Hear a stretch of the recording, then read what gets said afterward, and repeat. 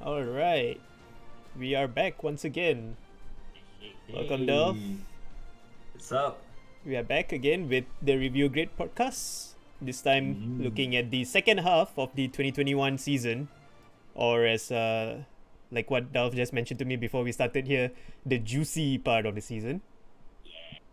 Yes. I'm trying to impersonate that meme, but you get the idea. I'm excited for the second half of the season.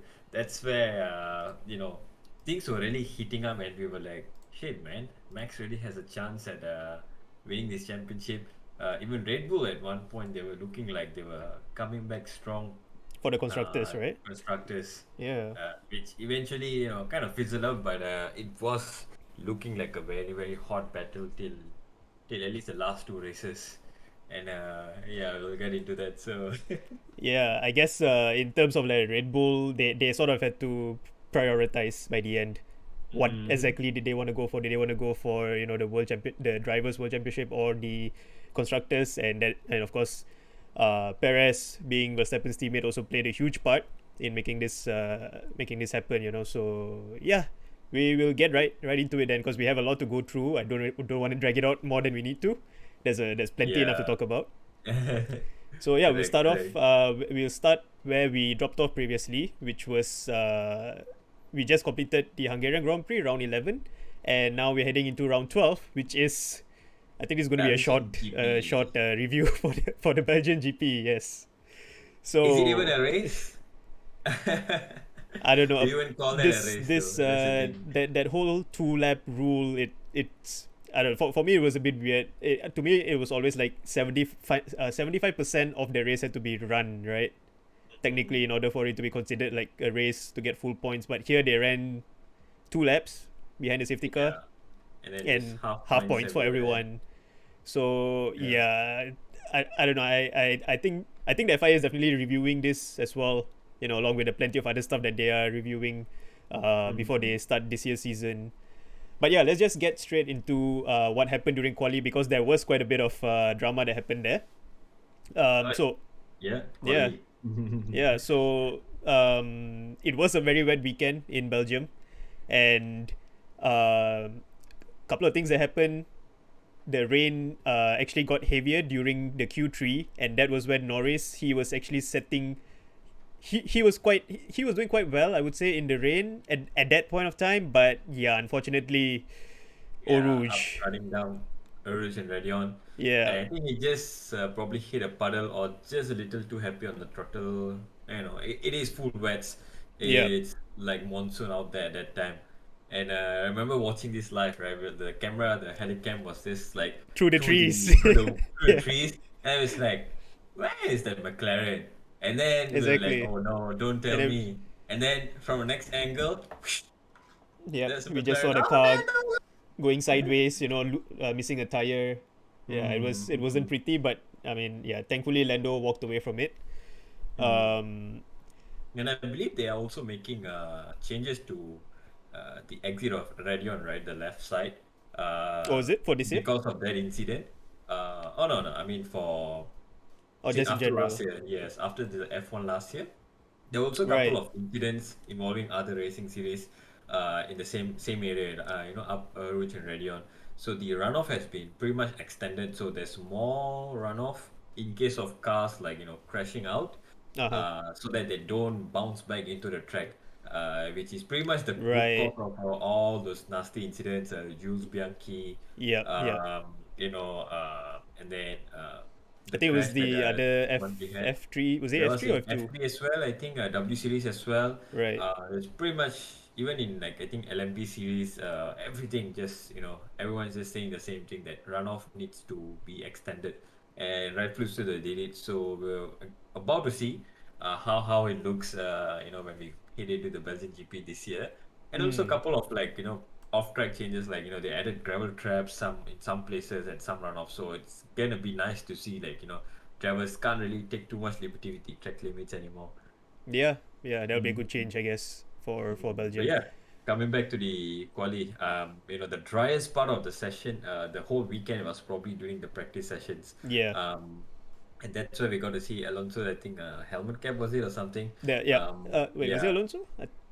Alonso, Is it? I don't know, someone's helmet cam. Yeah, it Alonso or was Alonso's Leclerc? helmet cam. Alonso, is it? Okay. Mhm.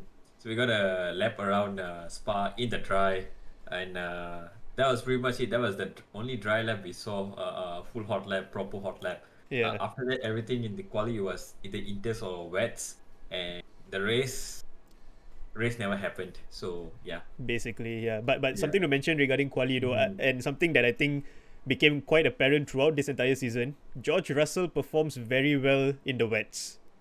He was getting purples the entire time and managed to qualify P2. I mean that's a huge Yeah. deal of him, being considerably still a new-ish driver. He's been here for a couple of years, but 2 years, right? Yeah, 2 years I think. 2 years plus, at But least 2 years. with the car, someone with the Williams, and he's able to bring it up all the way to P2 in this sort of condition. Is it? I think really says something.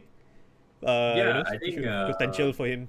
primarily maybe he's just good at qualifying. That definitely helps. Yeah. But also looking at the whole weekend's weather prediction. So I'm guessing Williams, they were like thinking like 10 universes ahead, and they were like expecting a race, 10D a chess. race. Yeah, Yeah. 10 chess, 40 chess, whatever it is. So they were expecting a race, but it's going to be like full wets or inters all the way. So that's where downforce would be really important rather than having like the outline straight line speed. Yeah. Uh, this being that they probably set up their car in that way, and it definitely looked like so.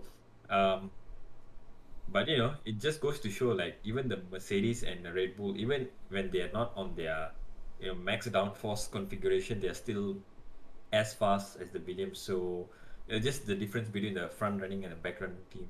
Mm, But in case there was a dry race, Williams would have been sitting ducks, might even have been last. Come the end of the race, just probably. because Yeah. of their setup choice.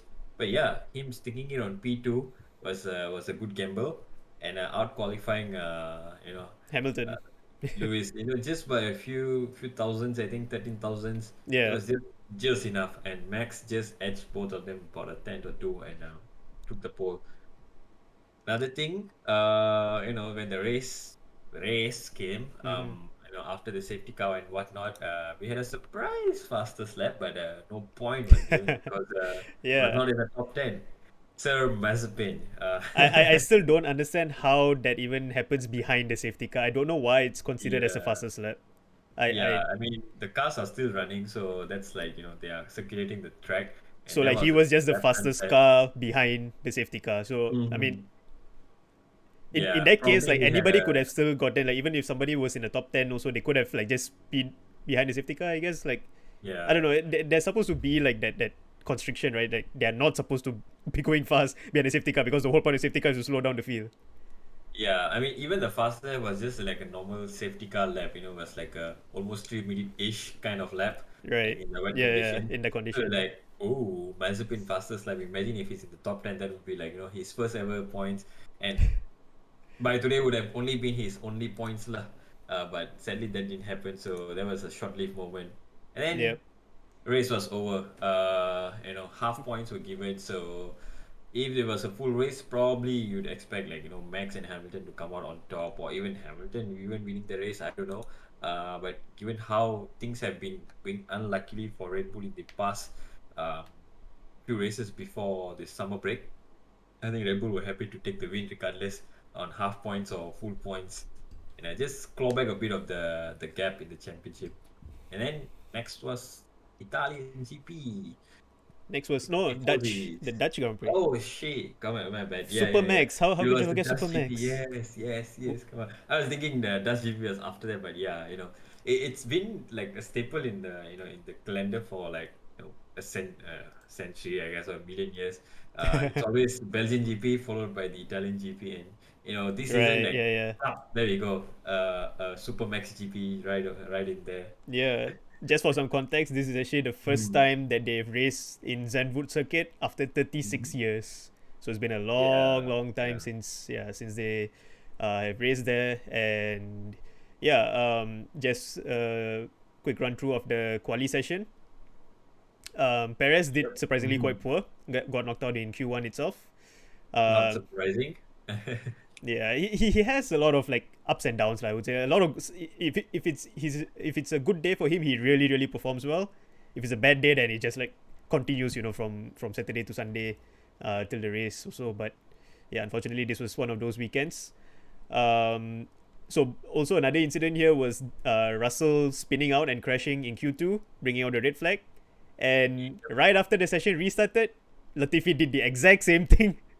Basically, Yeah. he copied that, So and yeah, both the Williams like pinning it at the same point, practically like practically the everyone's same exact, transfer. yeah, the same exact kind of Mm-hmm. accident as well. Mm-hmm. But yeah, in the end, qualifying ends with Verstappen, Hamilton, and Bottas were Hambot, the usual Yeah. usual gang. Yeah, and then race start is pretty simple. If you get ahead, you're probably gonna win the race because it's pretty difficult to overtake around here unless you're like significantly faster. Yeah, And Max got a good start, Hamilton as well. Bottas also, he kind of let Hamilton through at the end of the day, because yeah. they already knew what was coming, and Perez was starting at the back, so he had to just charge through the field, and he did his thing. He did his He job, lah. pretty Yeah, much. he got as much Mhm. points as he could get in a way, Yeah, and then and I'd say the funniest part was Max asking if Hamilton's complaining about the tires or not. right after he Uh, actually complained about it. yeah, so we were like, ah man, they already know like what Merc gonna do. the So at ti- this the point, the like drivers all the themselves are just brakes are not memeing gonna right now. work. Yeah, The at drivers are this just point, memeing. like, so that's the thing, like like they've done too much. Merc have done like too much like brain games, like till to a point where everyone's just like, nah, Yeah, just talk whatever you want.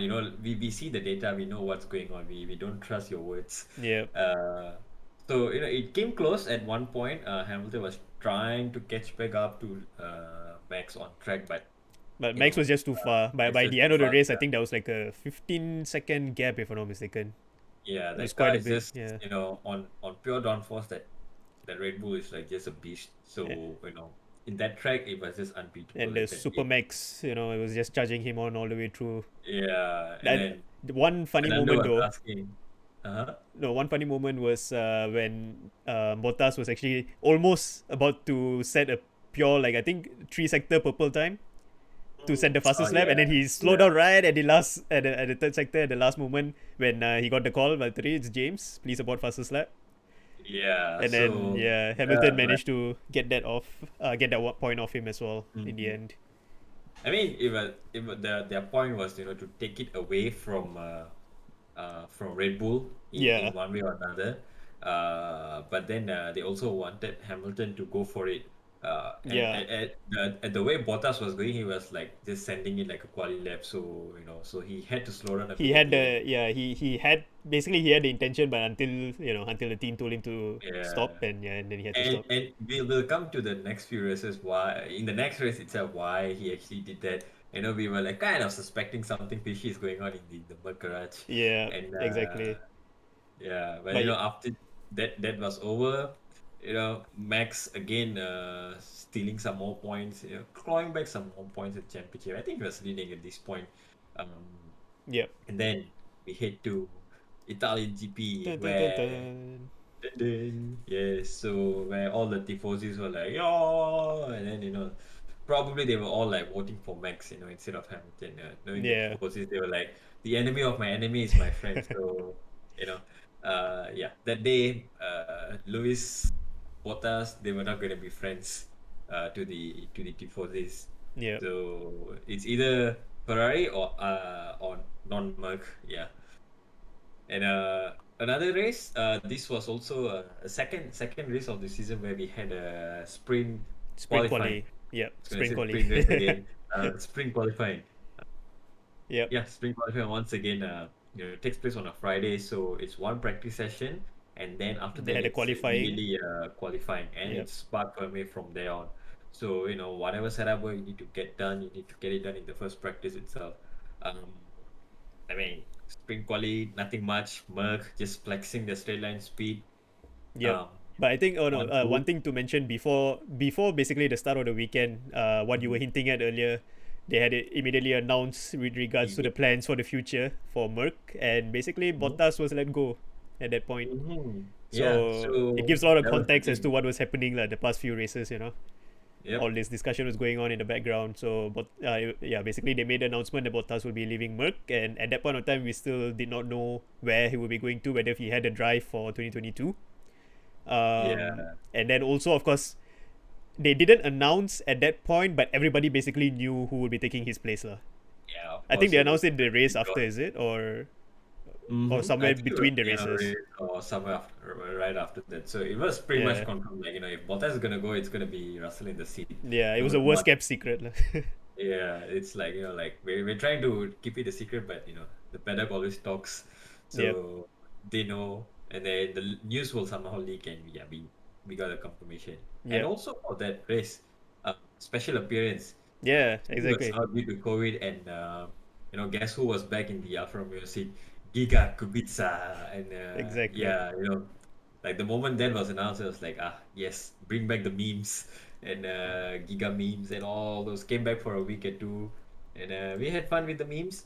But I think the spring qualifying was where a lot of the action happened. Um, Yep, I think there was I mean, qualifying itself was the good old Warham, but this time was Bottas who got pole, right? So yep. Bottas, Hamilton, Verstappen. So they didn't classify that as pole, weirdly enough. But pole comes from the The sprint sprint qualifying quali. results, which is kind of dumb. But whatever, Bottas led Hamilton. He had a poor start. I know for once, like it's like having a poor start, and he dropped positions. Yeah, And in he was Monza, defending against Norris, and yeah, had a lot of problems there, and actually lost 4 places at the start. yeah. And like that's where we really saw one of the races where how fast McLaren really is in like straight line speeds, Yeah, probably the fastest team. So they were quite efficient in like aero wise, but when it comes to like slow speed and whatnot, they were like meh, not the best. This track was pretty much like it's a made for them, or probably temple they of made the speed. car for this. Yeah, they made Yeah, the car for this circuit, pretty much like how Ferrari did in 2019. So they were like just unbeatable on the straights. Um, you know, and the race ended. Bottas got a penalty. I believe it was for, I don't know, oh no, I think he had a gearbox change. gearbox. Yeah, gearbox Yeah, change. So it was for he gearbox. So basically that, he mm, finished in first place in the sprint quali. So it was Bottas, Verstappen, and Ricardo. So Ricardo managed to make up the place there. But yeah, because of Bottas's penalty, the actual race started with Verstappen, Ricardo, and Norris, and Hamilton was just behind.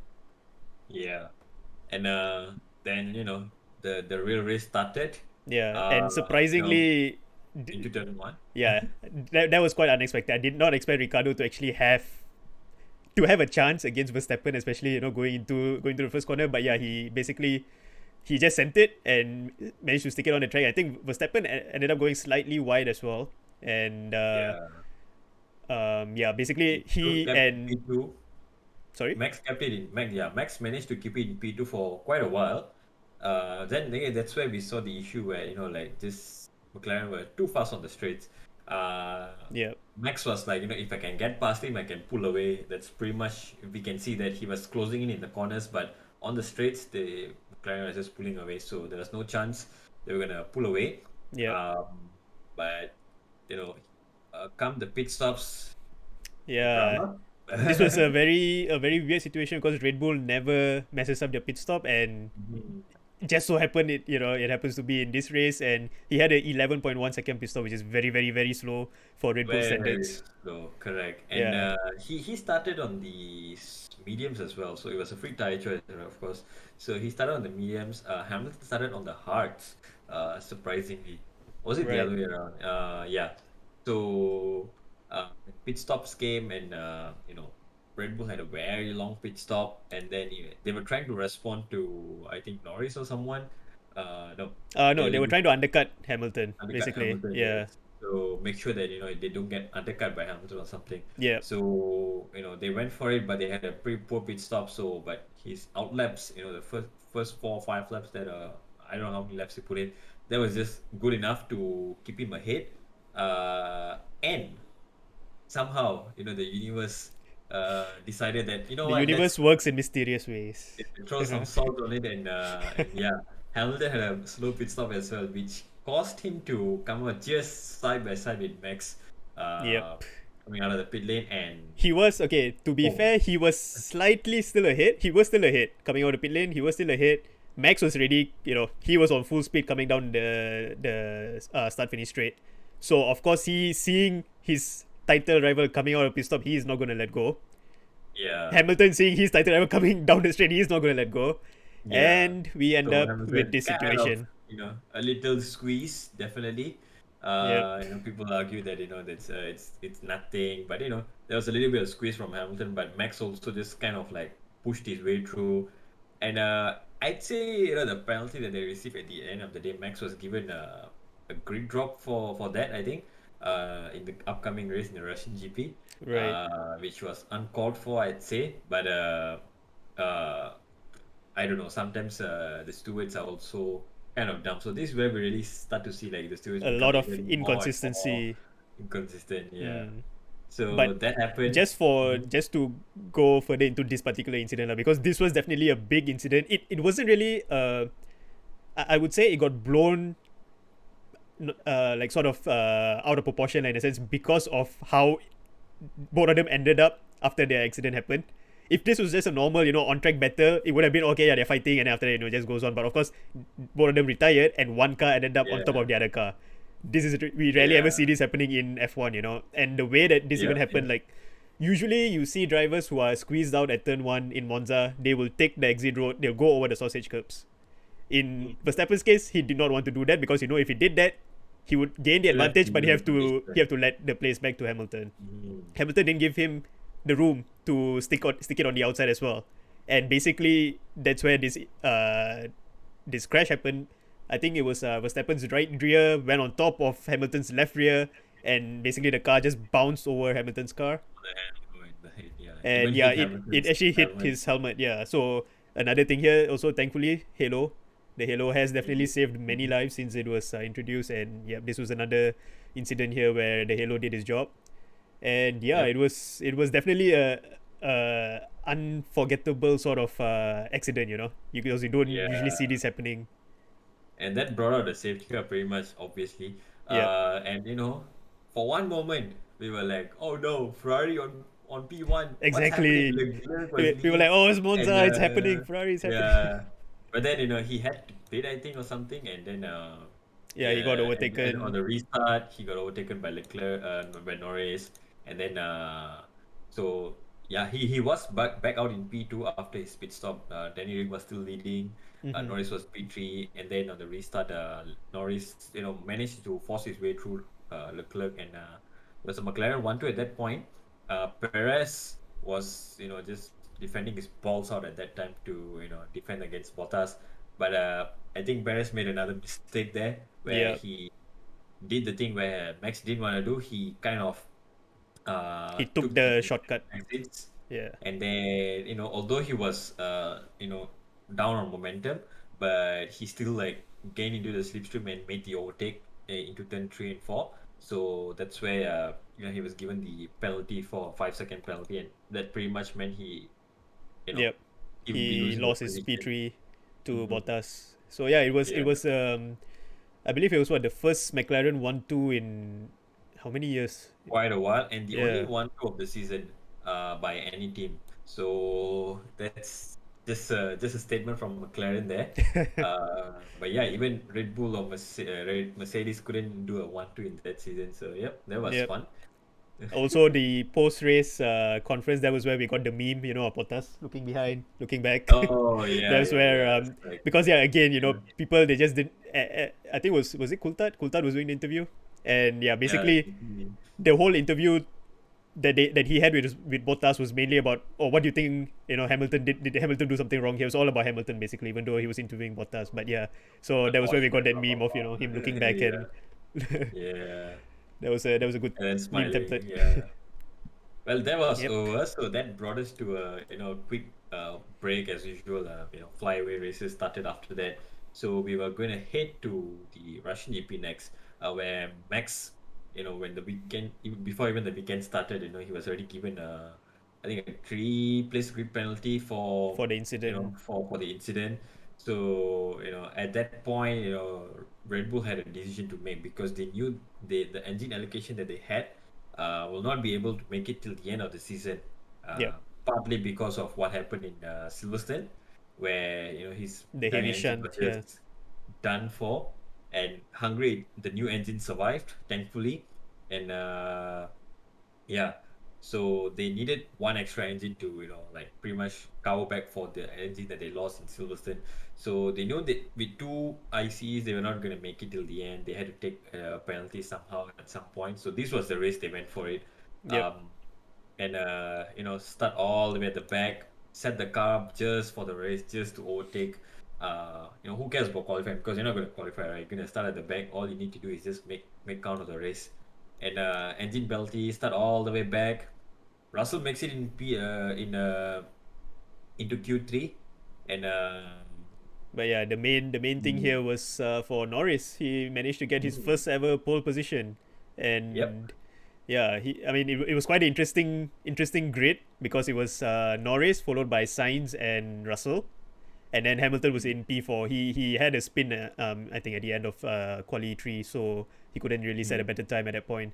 He Was it had some raining though issues. in the quali, or I was think it it was dry? damp. It was damp. It was damp, right? Yeah, Yeah. it was damp, and that's why he had the So, incident in the pit lane as well, where he swerved a little bit and actually he hit the wall and damaged his front wing during Q2. yeah, yeah, So yeah. yeah, Quite uncharacteristic from him. yeah. Uh, considering his title rival is like not in contention in that weekend.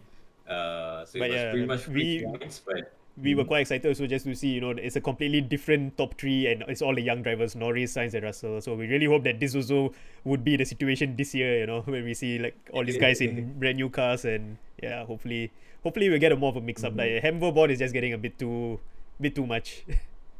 But yeah, I Yeah, think out with the old ones, let the new ones in. yeah. And then yeah, so race started. Race was dry.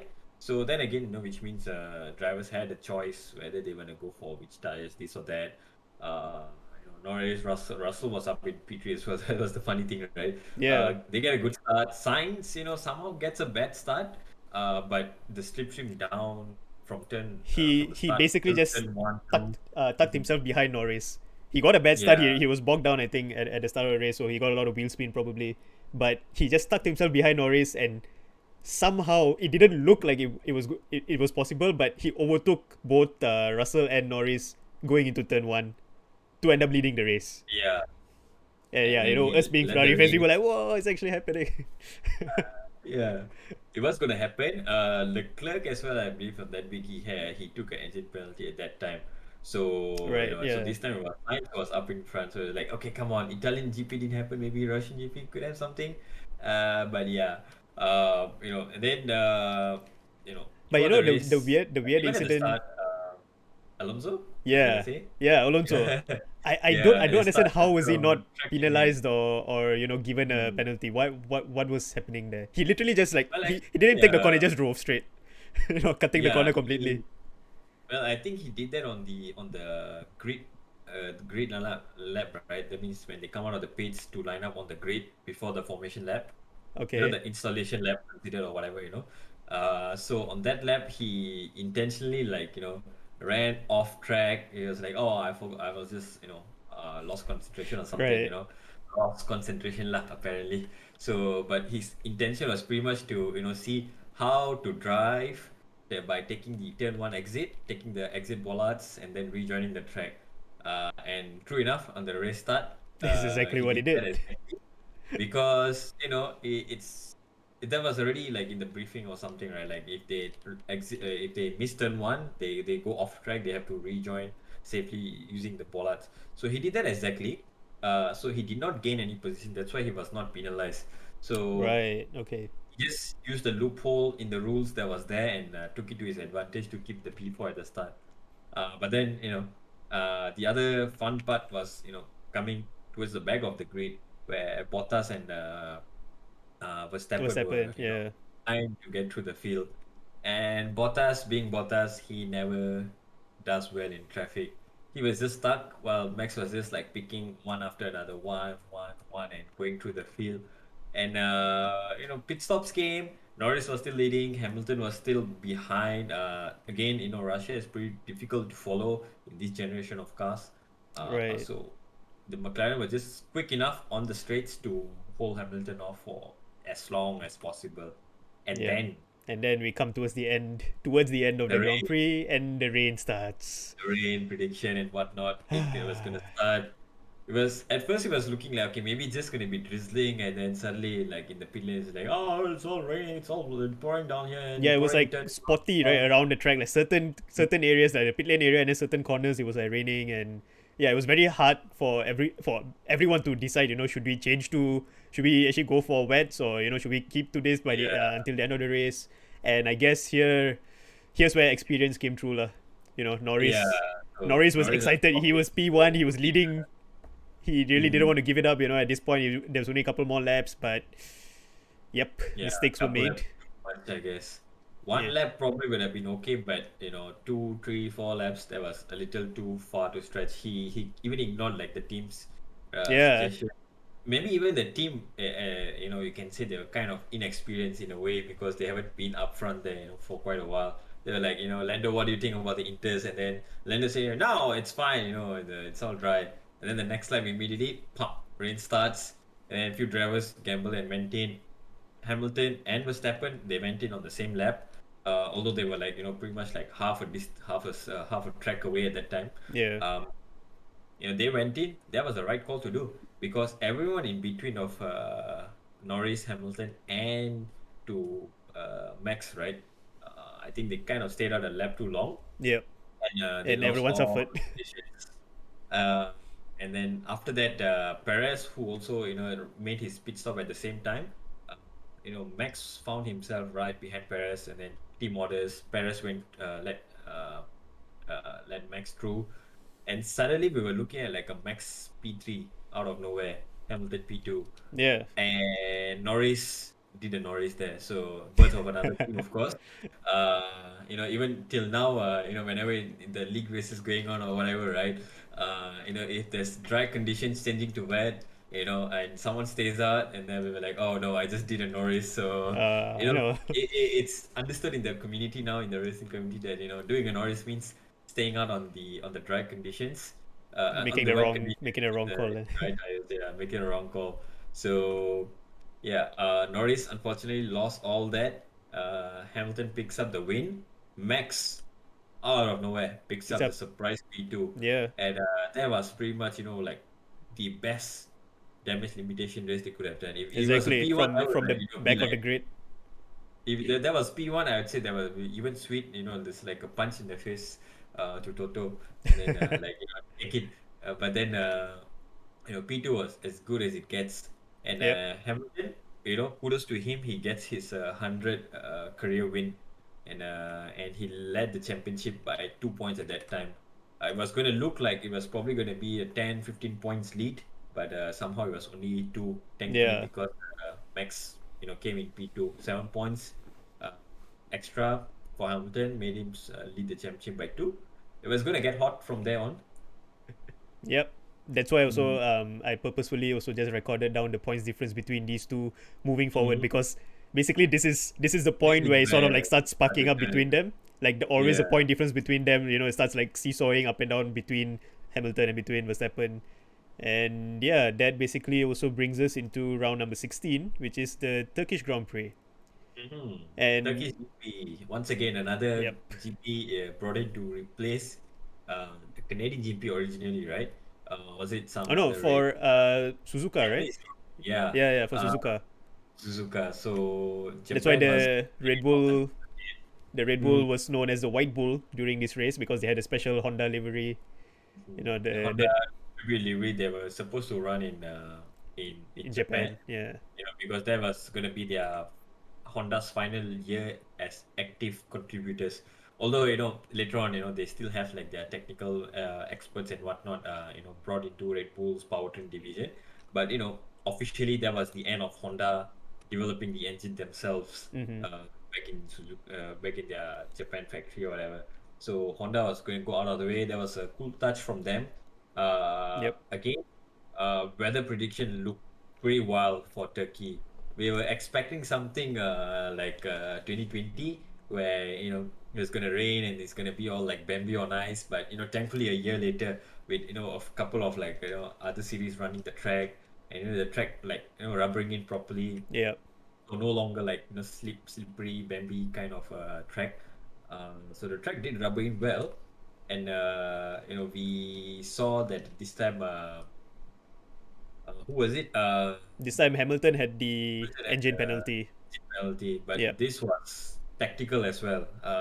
Pretty sure because they wanted a fresh engine towards the end of the season as well. Yeah. So they knew that Red Bull took theirs last race. We'll take it this race, and They need to cover basically. they cover everything that they can. Yeah. So yeah, so So that pretty quali. much from that point onwards, we saw like the uh, not just Merck, but more particularly Hamilton was way faster on the straights compared to everyone else. Like through the corners and whatnot, they were like carrying They single. just they I don't know what sort of magic that they tune the engine to, but yeah, I feel like I think the at least about the past 4 or 5 races before this race was probably when they were testing it out with Bottas. I think that's where they Yeah, sort of had a lot exactly. of So that's where data from. speculations come in. Like they were intentionally giving Bottas the engine penalties so that they can test out what are the optimal settings, the max settings they can run on that engine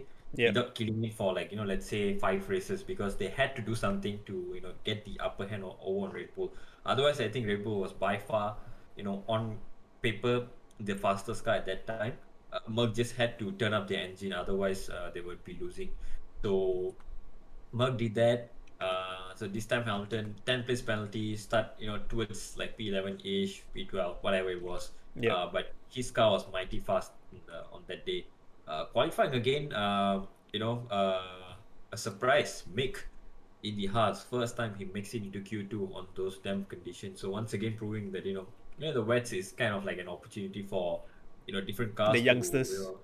to show what the car can actually do, because difficult conditions not everyone's like fast Yeah. in those. And Ricardo out in Q1, Yeah. not surprising, but Ricardo just I think that struggled with was sort the of car for where the whole also season. we could see we could start seeing the decline of the McLaren Oh yeah, from this yes, point correct. onwards, right? And then we Oh saw yeah, I like forgot to. Ferrari is starting to Yeah, like bounce back, because we this forgot was to mention that in Russian GP onwards, right? Ferrari brought their final power unit upgrade that they were allowed. right. It was either before the season or in season. They were allowed to make like one change for each of the 6 power unit components. So they Okay. decided to upgrade their battery store, the energy store, right? Okay. So from a 400 kilowatts battery limit up to 800 kilowatts limit. Of course, throughout the whole lap, throughout the race, you're not allowed to use 800 kilowatts of power. There's a certain amount, like 160 kilowatts, you can use. But the reason why they have such a big charge of battery is because they have to stretch this battery for like they only get 2 energy stores in the free allocation, right? So Okay. effectively, they have to stretch one battery pack for 11 races. Uh, if you can use, if you have a big capacity of battery, but you only need to use a small amount, so effectively, you're extending your battery life for quite a long time. So that way, they can extend that one battery pack for as long as they want. Right. So they brought in their upgrade. So instead of having 400, now they have like a bigger store, which means it can last longer. And at the same time, they can use a bit more of the power as well. And in the datas that the Ted and all those Sky Sport guys they were doing, like Yeah. it pretty much showed up in the data correctly as well. Like in the top end speed, right? Towards the the late part of the straights where usually Ferrari had a deficit in their straight line speed, they were actually rapid. They were making up the time back, so that was worth at least a tenth or two per lap. Uh, Okay. So the and that differences was were really clear enough. lah. It could clearly be seen from that point Mhm. onwards. Yeah. Yeah. So Russia was the first one where Leclerc took the engine penalty. Sainz, I think he took it here, or was it in the next race? But from there we saw that that the car was just It was a a bit different. faster than McLaren Yeah. Yeah. somehow. Because Those at this significant point of time upgrades also didn't help. McLaren and Ferrari they were in a very heated competition. The For top two P3. Red Bull and Mercedes, they were far away, so we knew that there's nothing much that can be done there. But for P3 it was very tough between McLaren and Ferrari. And yeah, basically these two also like really uh, Just back fighting and each forth. other. Yeah, back and Yeah. forth and fighting each other out on track as well. Because a lot of the races, you always see the Ferraris and the McLarens. They end up qualifying very close to each other and having a lot of fights on track as well, as we see later on. In the next couple of races also. But yeah, Mm-hmm. so for the Turkish Grand Prix, the qualifying was Hamilton, Bottas, and Verstappen. But because of the entry penalty that Hamilton took, so it was Bottas, Verstappen, and Leclerc, the top three starting the race. Yeah, so nice to And see Ferrari, kind of like putting it up there as well in yeah, the damp-ish conditions. yeah, Bottas, I think after he was announced that he's going to leave, I think he kind of like found his project. Is like, you know what, I'm done with this team. Let me just do whatever I want, and somehow yeah. that gave him That made him a a push, better, better like driver. perform. Yeah, I mean, yeah, I guess Yeah, better driver, but perform better. Yeah, I guess he just took that mm, load off him. Of being yeah. stressed about being the number two driver and so Earlier on. there earlier there was like a lot of uncertainty, like even from year to year, right? He's just on like 2 years contract and then 1 year extension. Yeah, It kind of creates like, a bit of like inconsistency, like imbalance. You feel yeah, like, there's uncertainties whether this is gonna happen or that. So now it's certain that it's either yes or no, and the answer was no, he's not gonna be in the team anymore. So, he this was his final hurrah. Kind of like Perez in 2020, where after he was gonna be X'd, he knew like he had to like step up his performance, otherwise he would not be getting a seat. yeah. With a Um, different team. so same thing here. You know, Bottas, the race last 2 years back in 2020, he had a horrible Turkish GP. His steering column was just broken from the start because of collision, and he was in like 5 or 6 spins on All his right. own in the race. So this time, things went much better, and this is where we really see that the car was, something was odd uh, on On the the Mercedes on on the straight, Hamilton's you know, Hamilton's Mercedes uh, particularly. Yeah, Hamilton and Bottas. But yeah, Bottas was on the front, so we couldn't really see it too obvious. But yeah. yeah, So effectively, what's happening, right? So the car on the rear suspension, they underload, the car tends to fall right to the ground a bit. mm-hmm. So Mercedes are already running a very low rate, so they're going to be naturally faster in the straight line, but that causes a bit of a compromise in the corners. They're going to lose a bit of performance. So what they can do is just bump up the downforce, bump up the front and rear wing, just so they are more competitive in the corners. But on the straights, they played around with the suspension, how the rear suspension works, right? What happens is, as soon as they get on power on the straights, the car, like, it will crumble under load a bit, so that stalls the diffuser and your car is a bit faster on the straights. But their suspension travel was a bit more exaggerated, let's put it that way. So that Okay, means instead of like a gradual drop in the rear like the Red Bull or any other cars, theirs was like, yeah, and then pop, like immediately you can see it immediate. was just Okay, like immediate drop. let's just put your let's take our shoulders, right? So Uh huh. under load, like, this is normal, and then suddenly, under load it goes on like normal. But then Mercedes was like this, and then pop, like that. You could see like the quick Immediate. travel. Yeah. So yeah, so that's some level of fine-tuned setup they found, which made them much faster on the straights even without DRS. So they're like 10k kph faster on the straights compared to others. Um, Right. Okay. and with DRS, they were just like 30 kph faster, and that's where they started to make up that times on the straights. Yeah, and Um, that really helped mhm. Hamilton make his way back up the grid as well from starting P11 I Yep. think. And yeah, basically he was basically on the hunt, going through the Mm, top 10. And finally yeah. him and Perez, I think this was the probably Oh, the yeah. first indication of what's to come later What's to on. come? Yeah, Yeah. but this was a great back and forth between them as well. And yeah, Perez, this was a good weekend for him, because you could see the performance level just of how confident he was with the car. Like he knew exactly where to lift off and let Hamilton go by in order to make him go deep, and he comes back in the next corner. So it was Yeah. very brilliant racing, very brilliant defensive moves Perez was taking as well. And even at one point Hamilton was actually pushing him very wide, to the point where he almost actually entered the pits. Basically, he did pass the pit line, right? Like he had to cross over the pit line to get back onto the Yeah. track.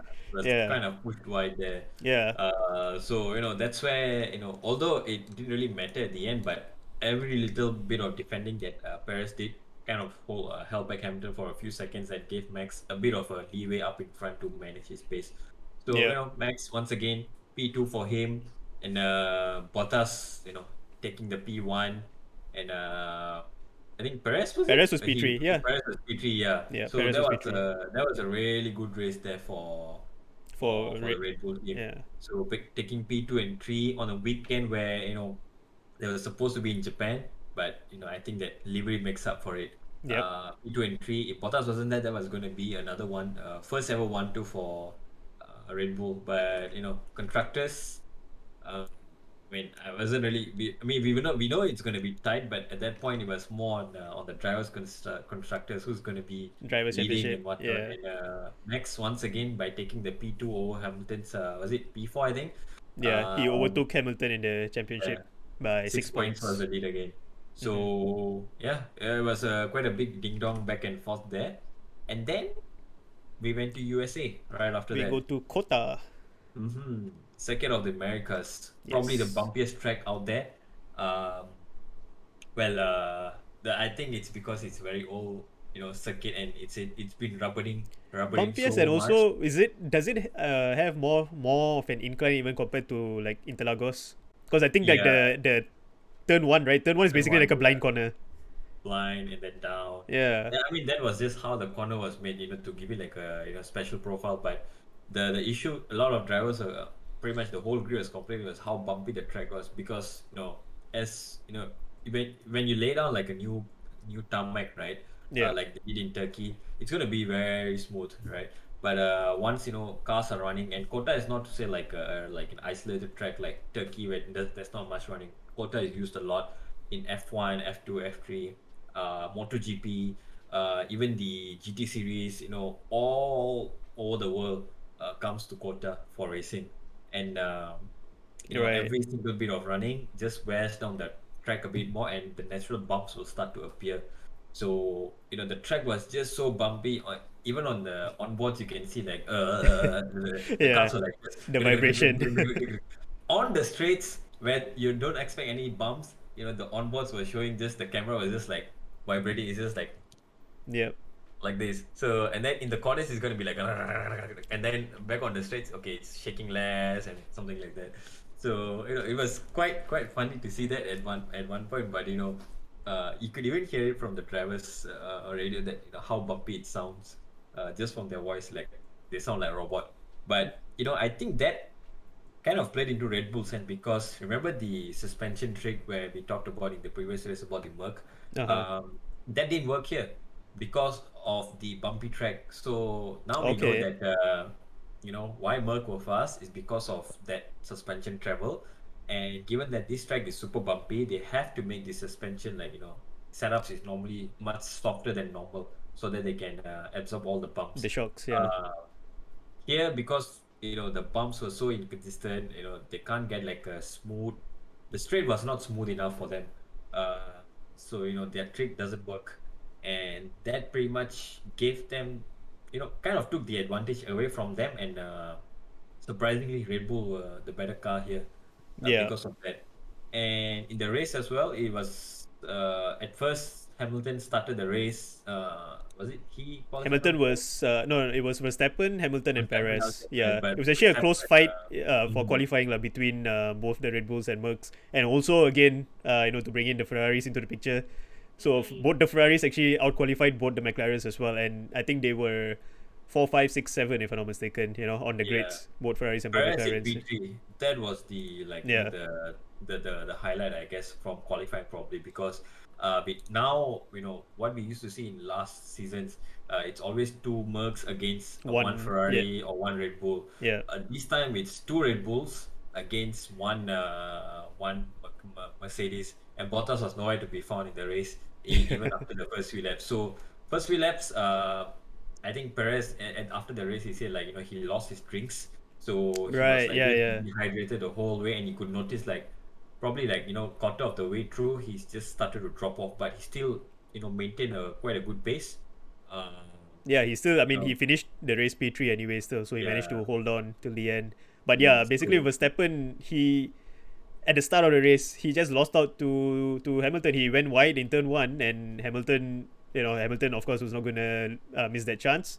overtook him and led the race from there. And even both the Ferraris and both the McLarens, they had a really fun battle in the Oh first my lap. God! Oh, That that was multiple overtaking and a couple of the cars going wide and coming back on the track and all that. It was a yeah. fun time, fun I thing to think there was watch. even one point where like Sainz was under attack by both McLarens on the back straight, Yeah, and it was basically three wide.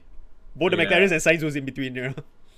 and then if Norris did not like catch the brakes on time, it would have just T-boned into Sainz, I think, or Leclerc at that time. So it was a bit of a like back and forth going on in the race director. They were like return the position, blah blah blah, and then I was like. I went wide, but the McLaren overtook me, so why should I give her a position? And then they were like, okay, you Yeah, know what, racing isn't a race on, continue racing, nothing there.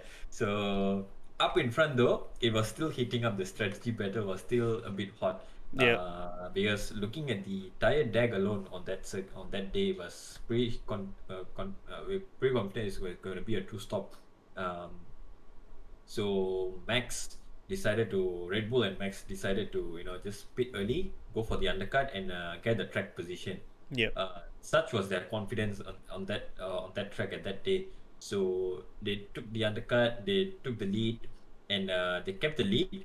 And surprisingly, Hamilton after his overcut, they thought he would catch back up, but Max has nursed his tire so well on the second stint after the undercut that Hamilton was not He able to had, close up. Even when he was yeah. close within 2 seconds, Dirty had just played his part and kept him away It for it quite a was it long was time. getting very close towards the end though. Like literally about 2 laps before the end of the race.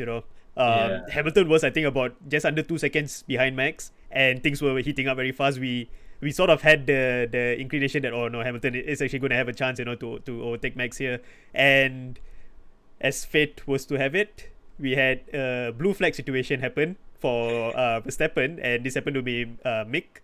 Mick was actually in front of yeah. Verstappen as he was being lapped, and that essentially gave Max Verstappen the the DRS. DRS needed to get away from Hamilton on the last lap of the race. Mm-hmm. And it Would was not such have a, been necessary. yeah. I think If not, Max it, would have it, it might the have been last a very good lead. chance for Hamilton to overtake him on the last lap. Mhm. If that gap did not appear. So Yeah, yeah, that was a that was a very interesting incident as well. But yeah, it basically correct. gave him the RS to pull away from Hamilton, and we ended the race with Verstappen, Hamilton, and Perez. Yep. And in terms of So the I think championship, yeah. Again, coming back to I just really want to highlight the suspension trick where that Merc had. right? I think that was their downfall, although that gave them the advantage in other tracks coming to come soon. But here it did not work. So that might have just been the reason why, it was the slower car of that day. Red Bull, they pulled away in sector one, just enough to stay out of the DRS range of Hamilton. And then in sector two, although the Merc was a little bit faster, but not as fast as we saw in the previous race, you know, Mm-hmm. without DRS, it was just probably like 4 or 5 kph. It was just, negligible instead of like a 10, 15 kph gain. Um, Sector 3 again, dirty air. So, Max managed to pull the gap again. That back and forth for a few laps that happened. And last lap, although Mick was in the way, I think, if Mick wasn't in the way, Max would have like a cleaner run through, sector one, and he would have just pulled away anyway. Okay. So, yeah, that happened. Again, into the championship, 12 points lead for Verstappen. Mm-hmm. So at this point, it's starting to get very very tricky. One slip up by one or the other, and things are gonna go salty. And we went next to Mexico. Yep. So Mexican Perez's Grand home Prix. race, traditionally a Red Bull circuit, and well, once again, it held up quite well. That's a track where it's high altitude, so Yep. the air is thinner over there. That means you get less drag, which also means there's less downforce going through the cars. So although the track is pretty fast layout, right? They need to run like Monaco level of downforce over there just to be able to get through the corners properly. And comes to downforce, Red Bull are the kings, and their car was just mighty fast. And just quickly summarize before we go into detail of this race, Yep. like how fast the Red Bull were. Even Perez was, on the rear of Hamilton all the while. Hamilton even commented that, Perez was all over him all the time, suggesting that, like even the second driver of the fastest car is on him. That means that, that Red Bull was just superior on that weekend. And yeah, Right. into the details of the weekend. Bro, Sure. what happened? Yep. All right. So, quick run through for quali. For Q1, we had a red flag early in the session itself. Stroll had quite a heavy shunt actually on the start finish straight. I think he lost it coming out of the last corner, Mm. lost the rear, and yeah, had a big impact into the wall. But he was okay, thankfully. And another incident, I guess, it's sort of something that might have affected Verstappen here as well because, yeah, he Qualifying basically okay. issue. The final qualifying result was Bottas, Hamilton, and Verstappen. So Verstappen ended up qualifying P3, but it could have been a better result if this Could did have not been a happen. P1. Mm. Yeah, basically, Perez ran wide while he was behind Sunoda. No, actually, sorry, Sunoda ran wide, or he sort of locked up and went a bit wide, and that distracted Perez, who also ran wide. And behind Yeah, Perez, Verstappen was coming along, and he was affected by these two, messing around yeah. on the Trying to track. move out of the Yeah, way. Yeah. and yeah, that So that basically was a bit of messed up a his mess. last flying lap as well, and so Mm-hmm. he ended up getting stuck in P3. So this was actually the first front Front row row lockout. lockout for But Mercedes this season. but in hindsight, I guess that was a good thing because um, Mexico, it's also one of the other tracks like Russia, like Italy, where it's a pretty long run down to turn one. Right, And Mexico especially, it's a very high downforce track. So if you get in the toe effect is even stronger here. Um, and that's exactly what so happened that's on race exactly day. what happened. Yeah, on the start, Bottas had a good start. He was in the middle. I think they kind of planned to let Hamilton through one way or another. So Hamilton was down the inside, and then Max was just like, "Nah, man, I don't give a ball on this. I'm just gonna go He all the went way on the around." outside. So he stuck it on the left side of the track after gaining the slipstream. Bottas kind of like didn't position his car correctly. He let Hamilton through, but at the same time, he also opened the door for Max For to go around Verstappen, the yeah, outside.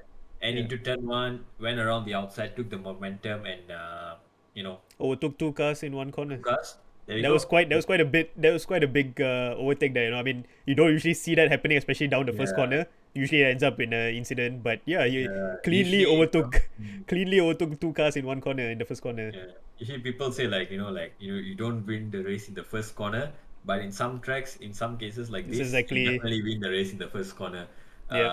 He made the move for the lead. He took, he once again took out his balls and just sent it, and yeah, he got the lead.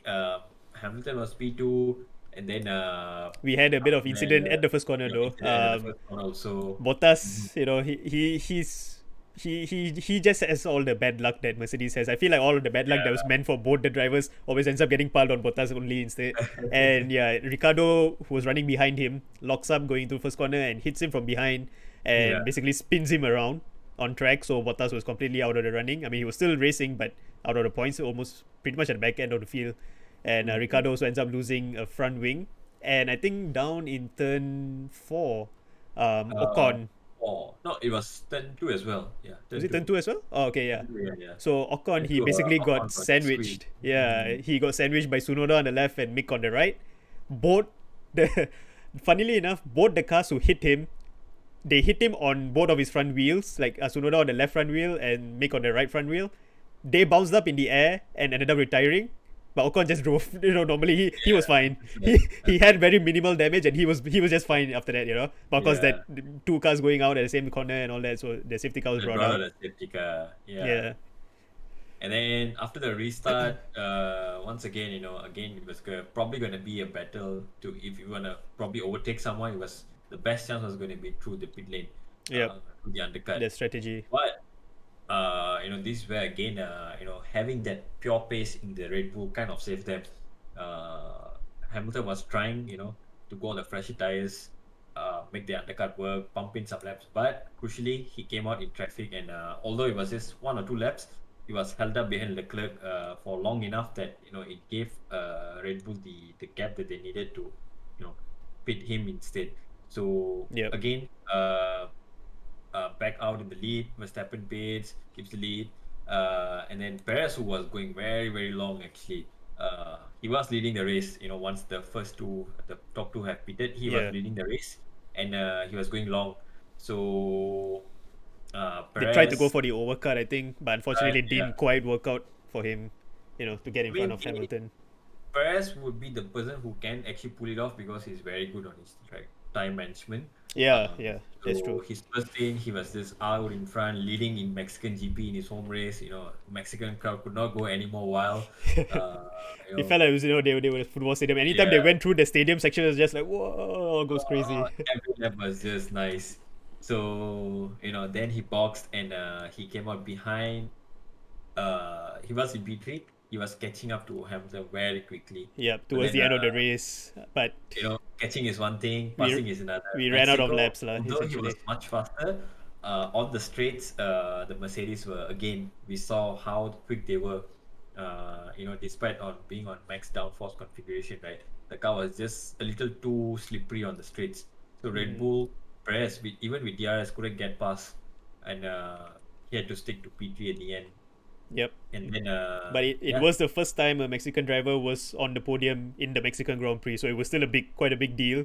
And yeah. it was very apparent, especially with with Checo's dad. It sort of Mhm. the way he was celebrating, it sort of feels like he just won the world championship. He was super happy, and yeah, Yeah, I mean, it's great to see the family there and all that. Even his right, son, right. Checo's son, was there on the podium. Looking at his dad getting the Yeah. trophy and all that. That was Forget about Max. It was all about Paris on that day. yeah, So, the P3 felt like a P1. So we were like, exactly. it's good there. It was And a then, good moment. It's I would say one of the feel good moments that I hope to see also happening. I mean, they will show more during Drive to Survive. It was a maybe, let's see. yeah, it was a Not a very fan of like BTS, but yeah. And then, championship before we go into the last few races where, yeah. things get even spicier from there. Yep. Mexico, So after Mexico, Verstappen is leading we, Hamilton by 19 points. So mm, this is basically the biggest gap we would see moving forward. After this, there won't be a yeah, as big of a gap anymore in the championship yeah. rivalry. 4 races to go and 19 points of a gap. That's pretty much, if Hamilton wants any chance of winning this, he has He to had pretty to much finish P1 all the races. Yep. If he finishes P1 for 3 consecutive races, without the fastest lap, he would still be, very close, but he will still need to win 4 without fastest lap to gain the championship, to win it. So, he had a mammoth task to do, but that's where their gamble earlier in the season to was it in USA? Yeah, in USA to take the new For the engine, right? engine. Yeah. So that was all what they were doing. So they were preparing for the last few races where they knew, given the car advantage that they had, where the car would be fast, uh, which we were going to Brazil, right? Yes. Long straight, so they can flex all their straight line speed again. And that's exactly what we thought would happen. But we had since we it's the had we third had race of the season multiple where we had a multiple incidents happening also yeah. The around first half of this the day time. it was sprint. It was a sprint qualifying weekend, right? Yep, So the again, third and final sprint qualifying weekend of mhm, the season, and also yeah, just to mention before we go into the details, this was also I feel, for me personally, like this was also the point in time where all the theories and all the calculations were happening.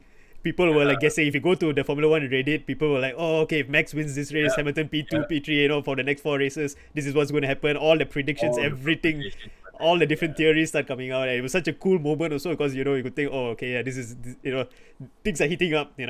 So Mm. yeah, and of course the Brazilian Grand Prix always delivers, and it did deliver as well with a lot of incidents. We'll get right into it as well. I'll just go straight into the quali since, like what Dolph mentioned, this is another sprint qualification weekend.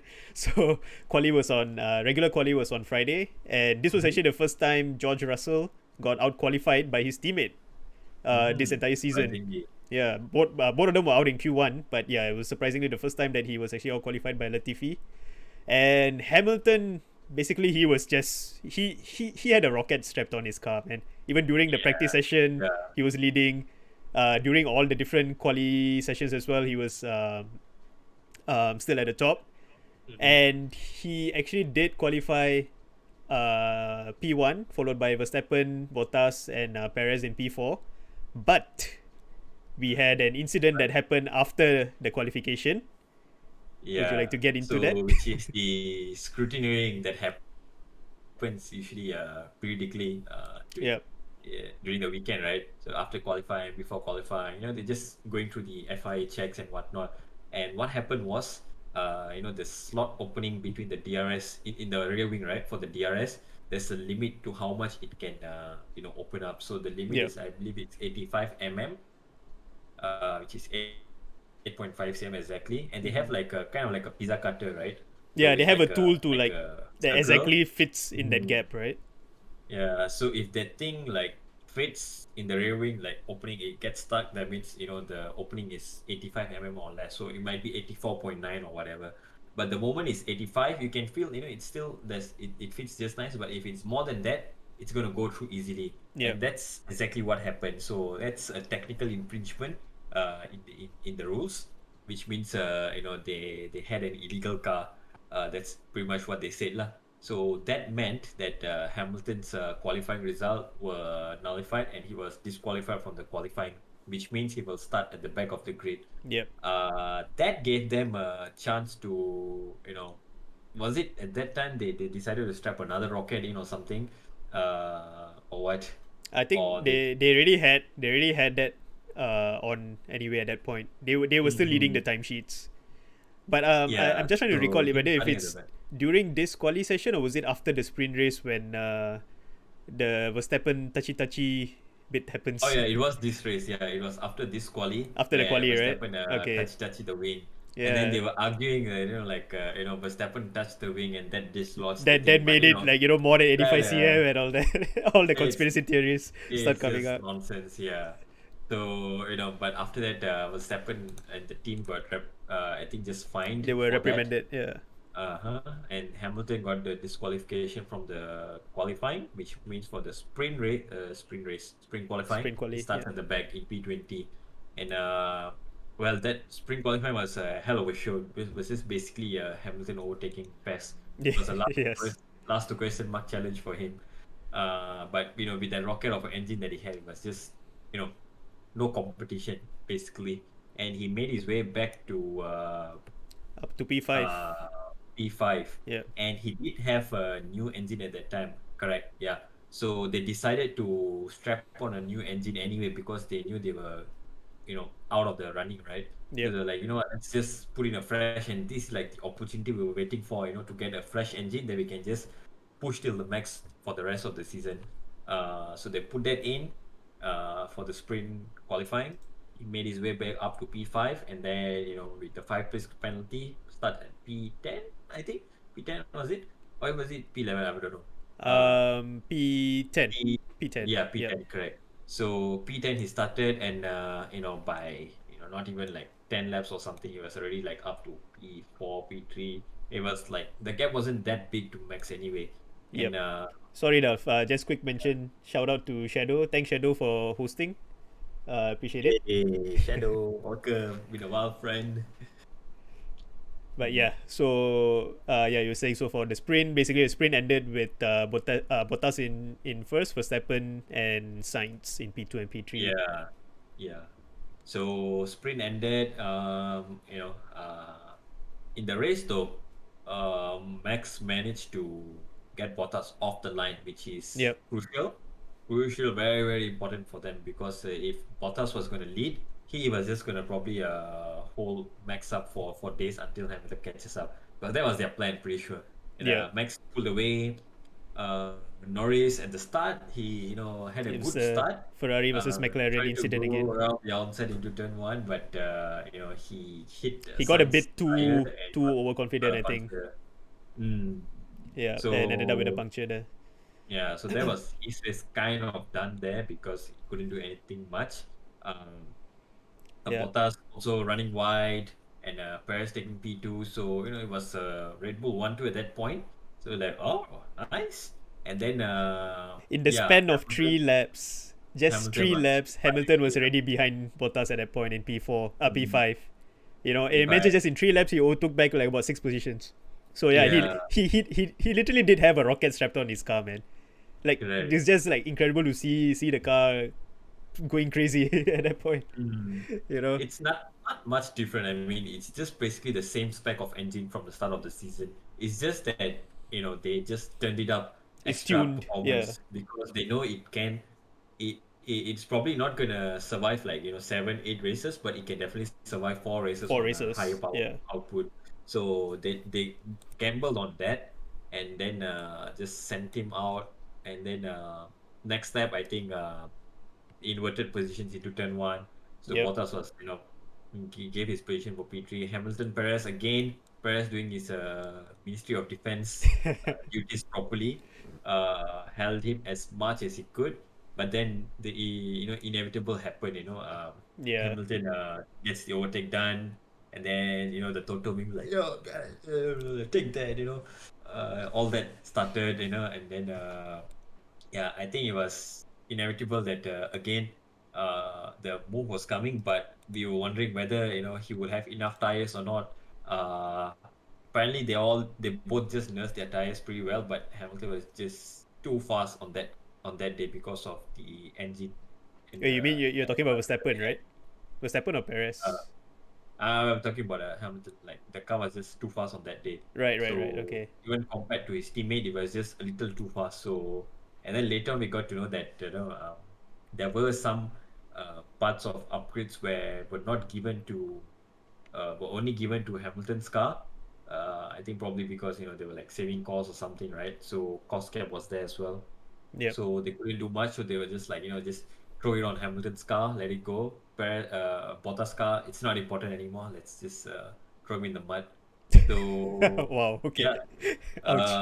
Hamilton wins the race. I No, I mean, but think. we didn't mention. Oh, sorry, wrong image. But we Oh didn't yeah, mention yeah. about this the incident that happened or the one that was Oh, in oh yes, contention yes, yes, because yes. That basically Hamilton once he overtook Perez, he was right on the tail of Verstappen trying to go for P1, and of course at that point Verstappen, we know him at this point, he's not the kind of person that gives up very easily, and as Hamilton was trying to go on the outside here, this is turn, what was it, turn 5, turn five, yeah, turn 5, right? turn five. Mm-hmm. Basically Verstappen just sent it, trying to defend on the inside, pushed Hamilton out, and he himself also going out of the track.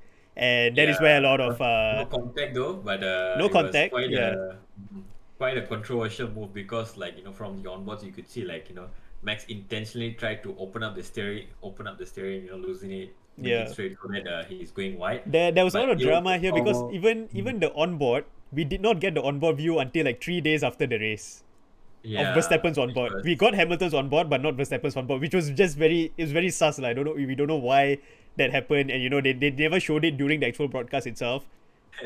And yeah, yeah, the fact kind that of funny. he himself, his entire car is out of the white line, and Hamilton even further out. So that's why a lot of people are saying that, oh, okay, it's so obvious that he pushed him off the track, but the stewards decided that no investigation was necessary, and Yeah, Hamilton was not happy with that. primarily because there was no contact and even Hamilton ran wide initially. So, so they were like, okay, maybe this is just, just like a soft warning kind of thing, not to repeat the action again. Probably that was a message sent over to Red Bull or something, I don't know. But eventually the Right. move happened, so they were like, you know what, yeah, let's just sweep it under the rug and move on to the next race. So that's what Yeah. they thought. And that, I mean, Yeah. that's why it was pretty controversial. A lot of the fans were going at Mm, each other, for all this. And yeah, this was yeah. just another one of And I think Max ended up taking the fastest lap on that race, just to cover off from Hamilton, right? uh I Yes, he can't did. recall. I think, but yeah, I think so. Yeah, Yeah. because the lead was 19 points before into this race, and Oh yeah, after it this went down to race, 14. yeah, it went down to 14. So only 5 points of a deficit. So Max Mm. took the fastest lap there. So I think so. Oh no, sorry. No, he did not take the fastest lap. I think Max had 2 points from the spring qualifying, correct? Yeah, yeah, yeah. So he had Correct, two correct. points Yeah. from there, and then Hamilton had the win here, so it was 5 points in favor of Hamilton. So Mm. that's where the clawback was done. So 14 points lead for Hamilton. Still 3 races to go, and you know, again, Reddit, all the permutations, all the math experts all comes out of F1 maths experts all came out with all the permutations, and we went to Qatar, Yes, we new did. track, last minute addition as well. This was basically the start of the Middle Eastern run lah for Formula One. Basically, the last three races Uh, running in indeed. Qatar, Saudi Arabia, and Abu Dhabi. Hmm. And yeah, just Qatar was in terms of the rivalry between the top two. Of course, it was there, but I would say not really that many like sparking points between them. We'll Mm. quickly just go through the qualifying as well.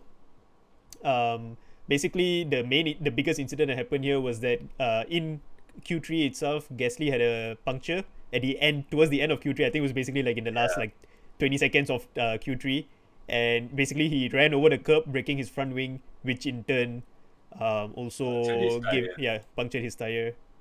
Yeah, so that was like, like kind of like a preview of what was to come for the race.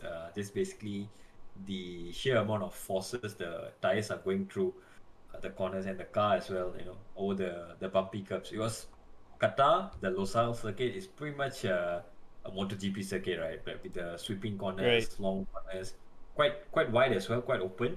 Uh, so it was expected to be difficult for overtaking, but when the race came, overtaking was so much easier than expected. It Mm-hmm. was quite easy to follow, and then the straight was pretty long. You can just go on forever and make a move, and it was quite a sweeping turn one, right? So which means Yep. that it's not heavy braking. You can send it around the outside or the inside, whichever you want. And the race at the start, Hamilton, doing his thing. He was at the front, so nothing to do. Max, I think he had a slightly compromised start, but I think he was trying to catch back up also. Or Yeah. was he down the order for he He did had get a a 3 place penalty. penalty or something happened, I think, in the qualifying, I think. But either way, Yeah, he was because of the really Gasly fast. incident, it was yellow flag. He didn't slow down for the Oh yellow yeah, flag, so he got a penalty due to that. double yellows. Yes, Yeah, correct. So he was under double yellow, did not slow down. He got a 5 place grid drop. Bottas, on the other hand, was on single yellow, did not slow down, got a 3 place grid drop. So, well, doesn't matter, I guess. That weekend was probably going to be Hamilton's win anyway. So yeah, Max just had to make sure he was there in P2. So, and of course Gasly the made an highlight. easy move.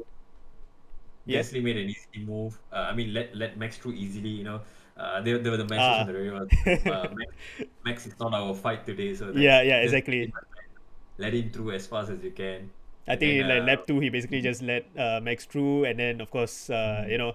the main highlight here, of course, was about Alonso. Of course, people were excited. Oh, we finally get to see Alonso on the podium and all. And yeah, I mean, it was great to see that as well because Alonso was also getting the payment back from Ocon, Yeah, thanks to correct. from the Hungarian Grand Prix. So yeah, basically Perez was on the chase for Alonso's P3 there. So Ocon was defending. He basically told Ocon to defend like a lion, which Ocon did. He, Yeah, he did slow him down for for a at least lap, about but a lap, yeah, a not lap much. plus. Yeah, But yeah, yeah. The Also the thing in this race was again the tires, right? yeah, How long they could go. So it was quite a stressful race for the tires. Uh, So yeah. Both the we Williams had saw punctures. Hamilton went for like Excuse two me. stops.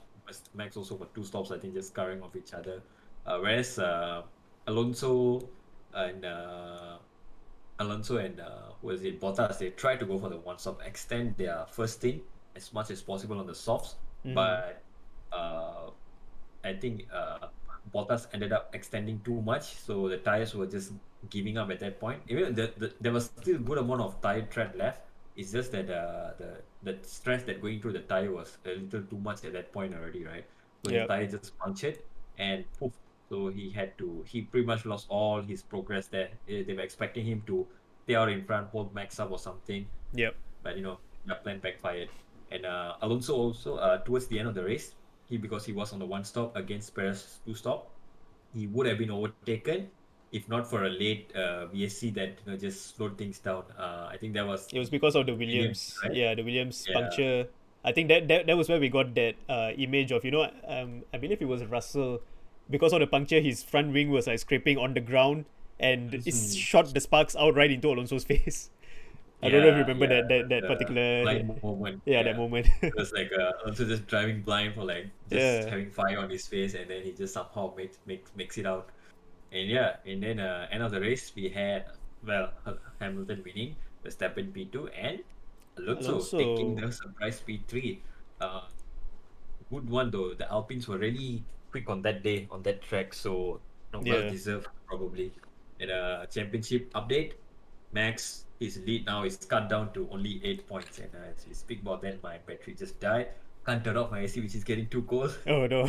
There we go. Just a good old twist of the The battery, battery, and there yeah, you yeah. go. Life Yeah, hacks. yeah, the life hacks.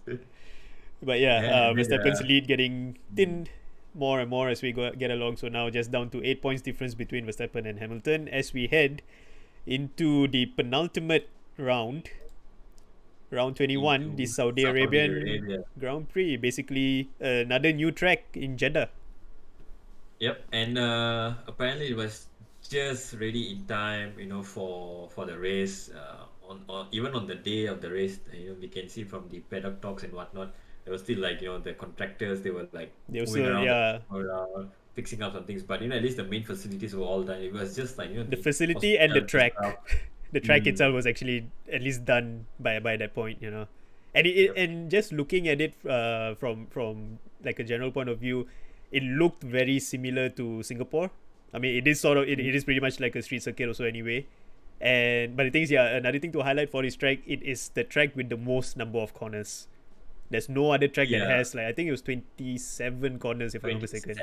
27. Yeah. Right? Most of it are just kinks, nothing much. They're Yeah, not like but real dangerous corners. It's kings, yeah, dangerous kings. You're dangerous kinks like basically in like a tunnel essentially. The wall yeah. is just there. There's no runoff. There's no, yeah, Yeah, imagine like, it's a mixture of like Baku and Singapore per se, right? Like you have the track width of Singapore, it's just pretty tight as a street circuit, just wide enough for like two cars to be on a straight at some point. yeah, But you're going at the speed of Baku.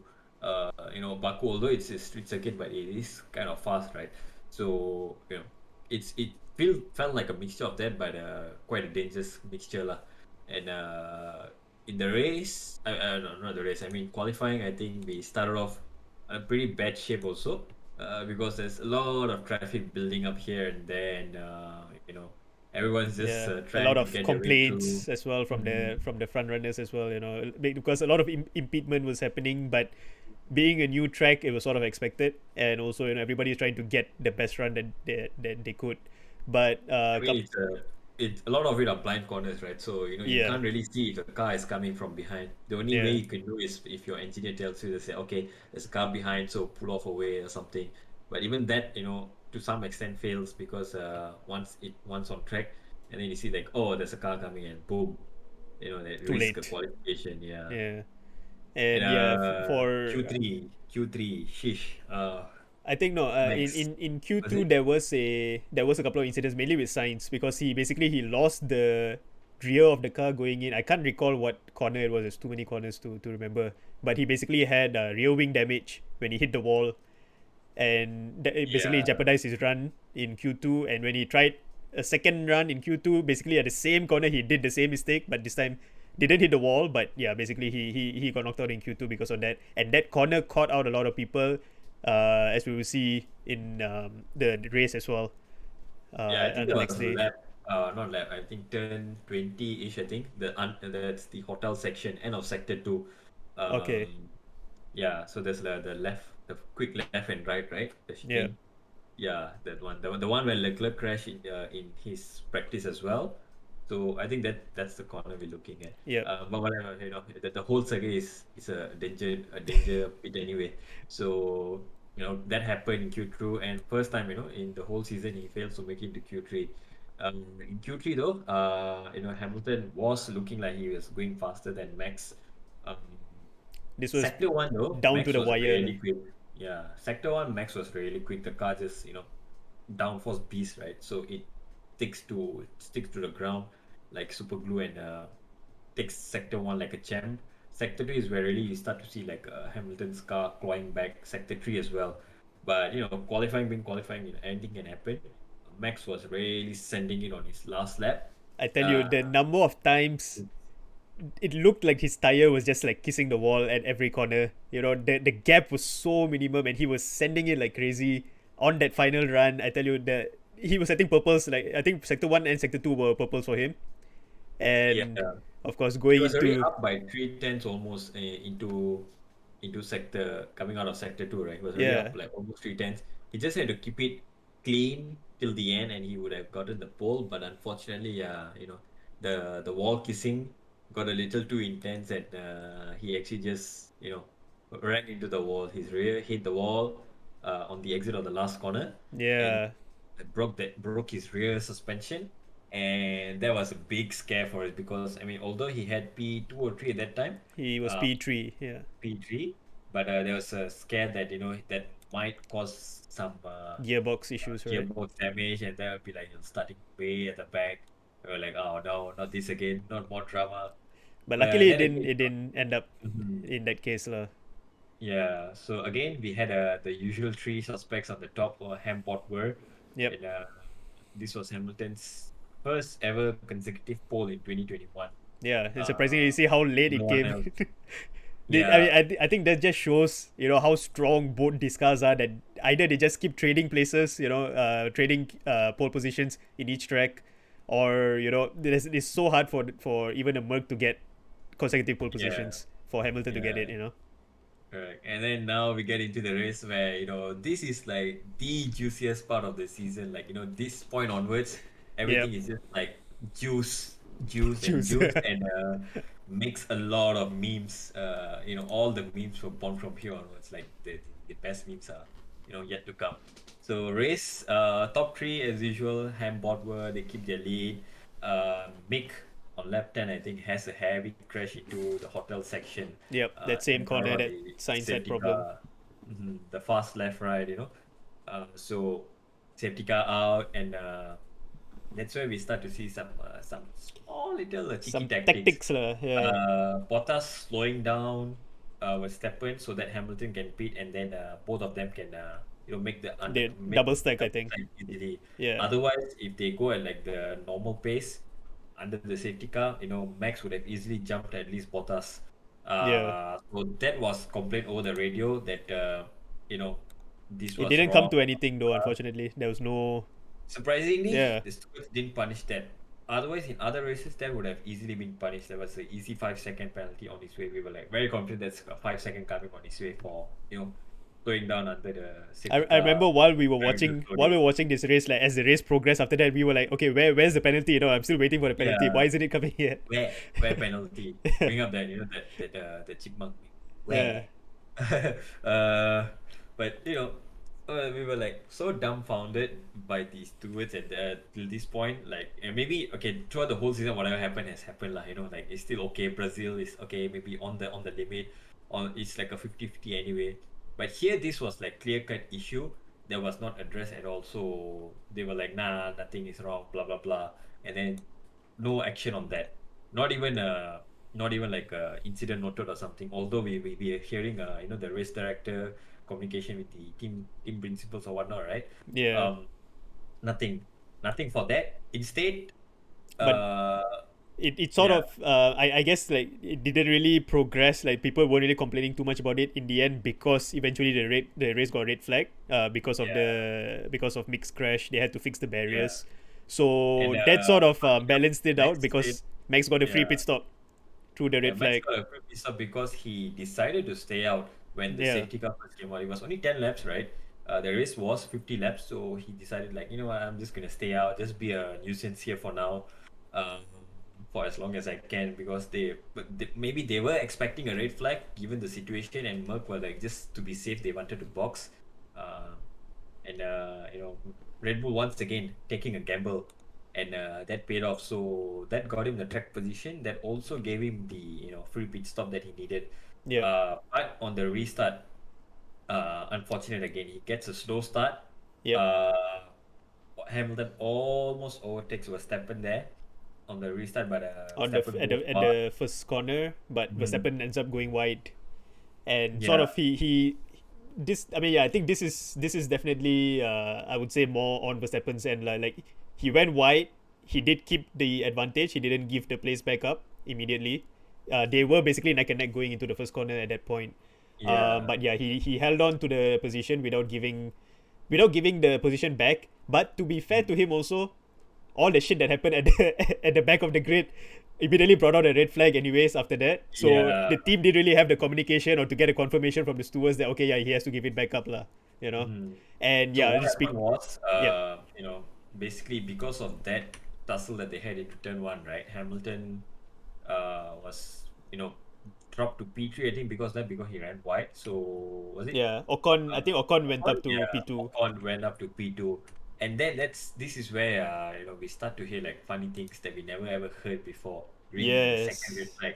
Uh, Yeah. Oh, by the way, sorry. Diplomacy. The Oh red yeah, flag is actually due to multiple accidents that took place towards the back of the grid. Basically, yeah, involving Leclerc. Perez, Yeah, Leclerc. Leclerc tapped Perez, who ended up spinning on the track.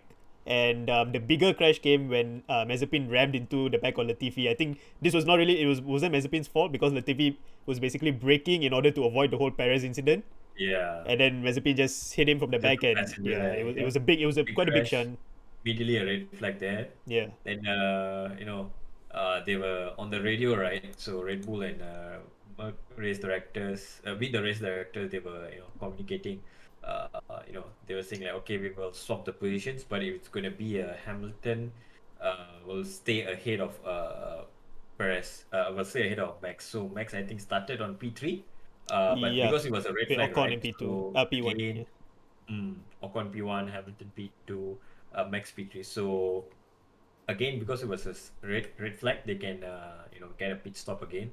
Max, they decided to put him on the mediums. From that point on, although the mediums can go till the end, but it was just a gamble to get a track position again and hope something happens again later in the race and they get another free pit stop. It was worth the yeah. gamble definitely because if they were on the same tires, there's chance that Max could not jump Hamilton. So what happened? Uh, During the restart. they agreed for the position swap. So Max starts P3 on the mediums compared to Ocon and Hamilton P1 and 2 on the hard. So Max gets a good start. Uh, he squeezes.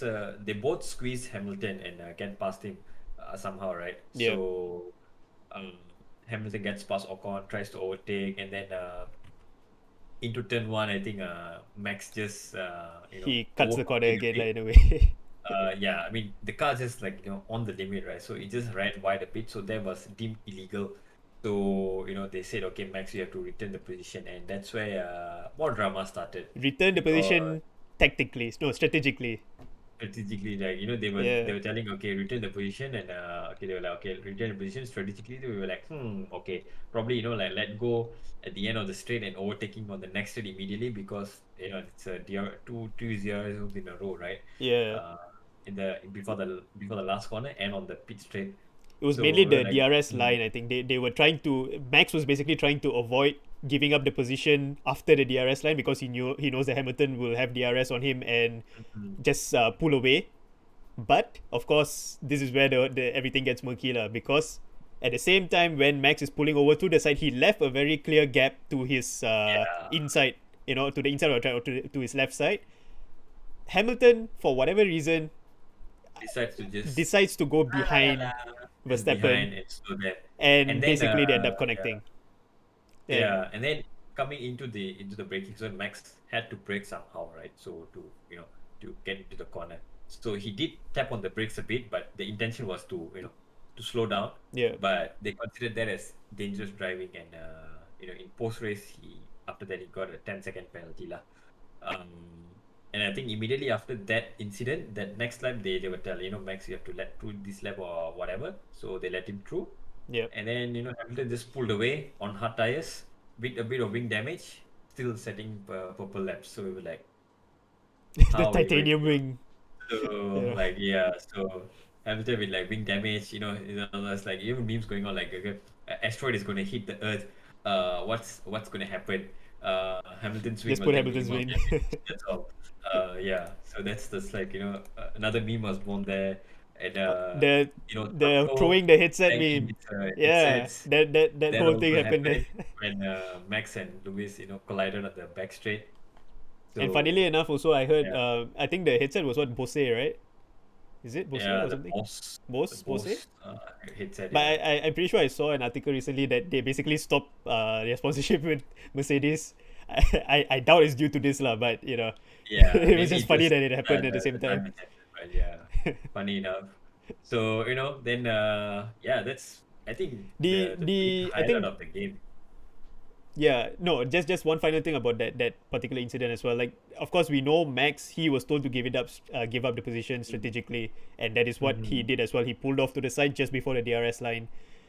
The communication, what we initially thought was Mercedes didn't communicate this properly with Hamilton, and Hamilton was thinking that I think he mentioned after during the post race that he thought Verstappen had an issue, Yeah, which didn't really gel, because if you thought your opponent had an issue, why would you drive behind him instead of yeah, overtaking that's the him? thing. Like you just pull wide, even if it's a Exactly. safety car or something. The team will tell you, okay, you have to return the position. That's okay, right? In real life, they can do that. Um, but it was just Merck trying to play dumb, and somehow they got away with it, lah.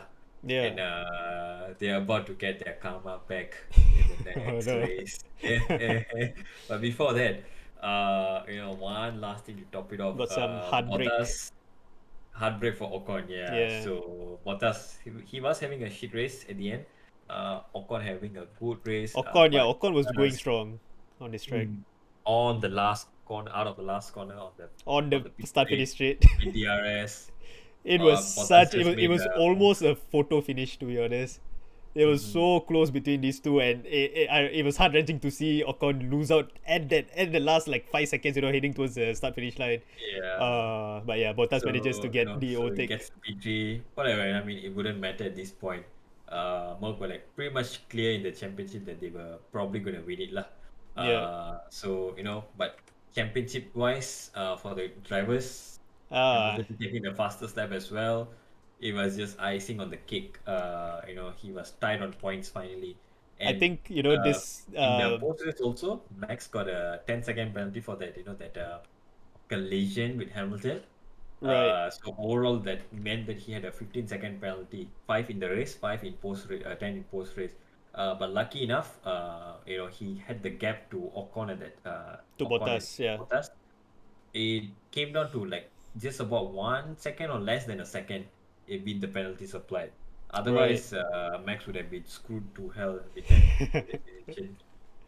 But yeah, I mean, yeah, we were talking about the whole the conspiracy, and I mean not the conspiracy, all the planning, all the calculations that were happening. 4 races from Mhm. this race. I tell you, the chances that anybody thought that it would end up being tied on Tied points. for the This has only last. happened once before, I think in the 1970s or 1980s. In a Formula One drivers' championship, that Mhm. two drivers were tied on points, and this was something Yeah, completely unexpected. Nobody thought it was happening. That is why, honestly, this is the main reason uh, why I wanted to even make this podcast, to look back at this entire season, because of the fact that it was so close. was It was so so close intense, between these man. two, Yeah, and going into the final race, the top two contenders exactly on the same number of points, down to the yeah, point 0.5 points, yeah, because of Belgium, exactly. Same, down to point point 0.5. five because of Belgium. Yeah, the game plan was simple here. Whoever's ahead wins the championship. Exactly. There If was they no both more crash out, calculation, no more there permutation, was nothing. already like like pre-race warnings already given. Like if they intentionally try to crash each other out through one way or another, they would get their points Yeah, straight. because if both of them did not end up scoring points for whatever reason in the last race, Verstappen would still win, because of I think he had Come back, he had more wins. one more win, right? Was it one more or two more around? Yeah, one or two more, yes. Yeah, he just So pipped he would win on Hamilton that. basically in terms of the number of wins. Yeah. But obviously, Red Bull, although as much as they want to plan, I'm pretty sure they're not that dirty. They don't race dirtily. At least maybe Merc, they can think of that kind of things, but Red Bull, I don't think they are that kind of team lah.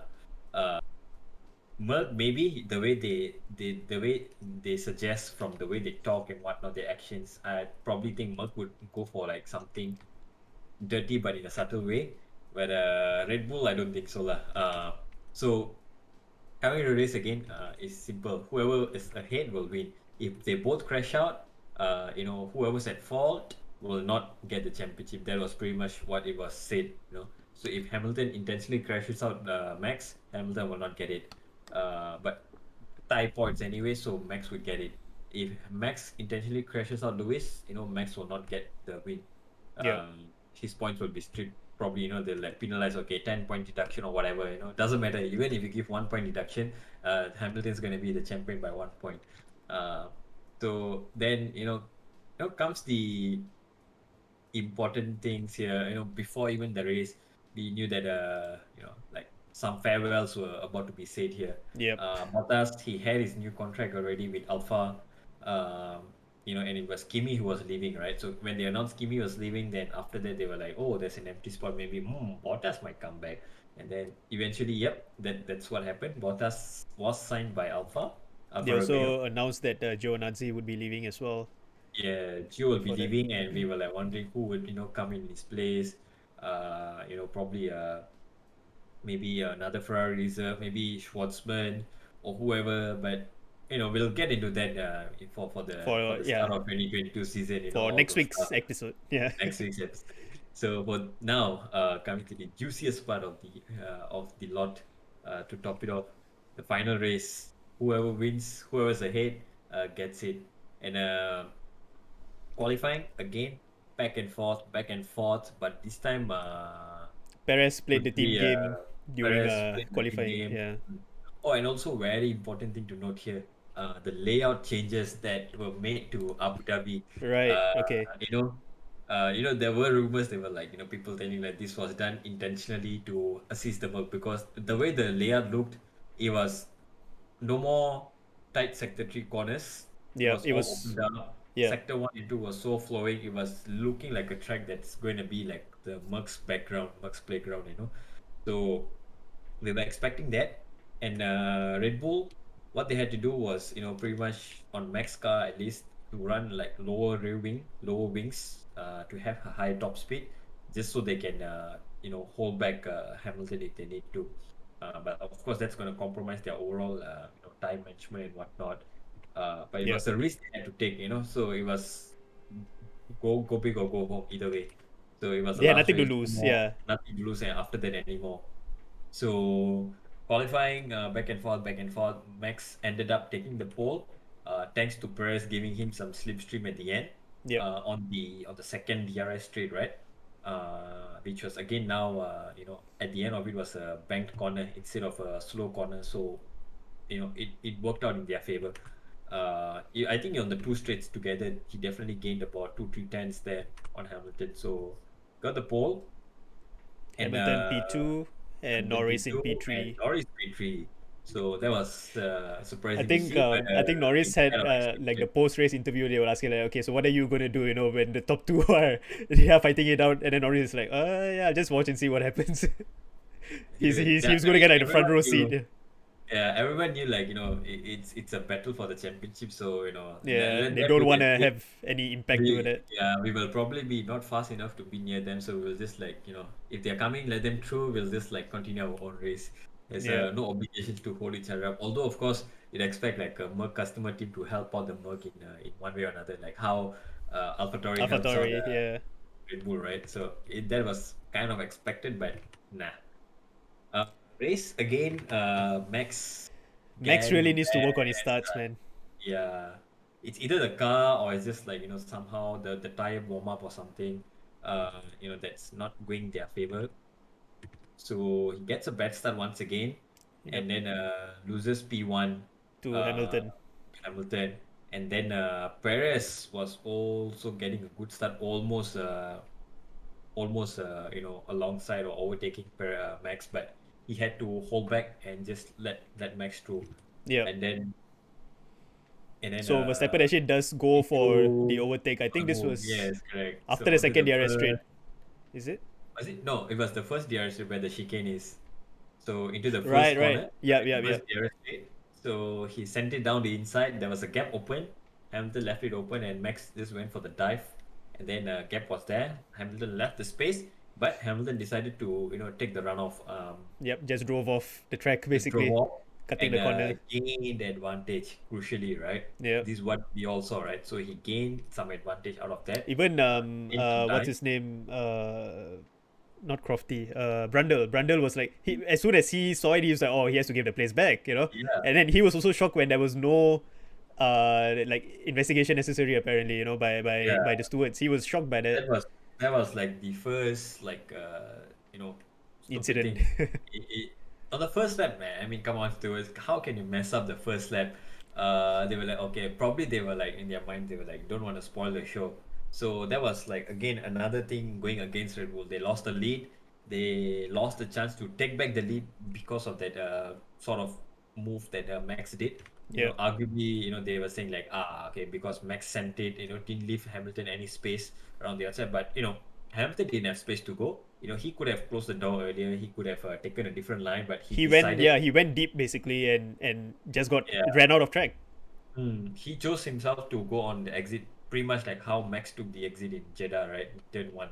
Mm-hmm. So carbon copy, I'd say. But this time, decision Stewards, going yeah, against didn't. Max. So I don't know what was going on there.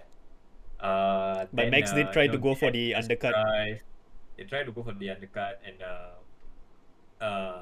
it kind of worked a bit. They were catching up, but then No, they were uh, they were catching up because when after Hamilton had pitted, so basically Perez was leading the race, and this was yes, when the call came in, and Mexico got their renewed Minister of Defense once again. And to be yeah, honest, one of the best best, moments, best, best fights best, that we have had the entire season. Perez, he was playing the best teammate ever, and even Max was like, "Oh, Checo is a legend." You know, yeah, the fight that was happening between these two, I think it lasted for about what 2-3 laps, 2 3 laps, but and it they was were trading yeah, positions, and the way Perez defended it was amazing to watch. Honestly, yeah. that had to be one of the highlights of the entire season, It because was. the gap We were all in between, the voice set at that time. We were yeah, we were all, all like screaming our lungs out like, oh, he's doing it. and And it the, was not even halfway of the race yet, I think. So it was going that yeah, nice. and the thing is like the gap between Hamilton after he completed his pit stop to Verstappen behind him in P3, I think it was about 8 seconds or 10 seconds around Yeah, there. he By had the the gap. He had the gap by the time Hamilton eventually overtook Perez after multiple attempts. The gap was like 2 seconds, or less Yeah, than under 2 seconds, almost under two very seconds, true. But and then that that's was where amazing to watch. again the Merc's car advantage came through. I think partly due to Red Bull running low wing, so their pace was a bit compromised. But also Merc having that crazy speedy engine on the back of the car and just handle the Yeah, track. Being a Merc track lah. Let's put it that way. All instead of being a Red Bull track compared to 2020, right? So Max couldn't catch up, couldn't stick with him, despite being on the same tires, same compound, same age of tires. Then suddenly, fate had another story to tell. yeah, I think the commentators were on the radio with Christian. It was like, yeah, we'll need a miracle for Max to even like win the race and make And a miracle just happened. there shall be no A. Yeah, I forgot about that.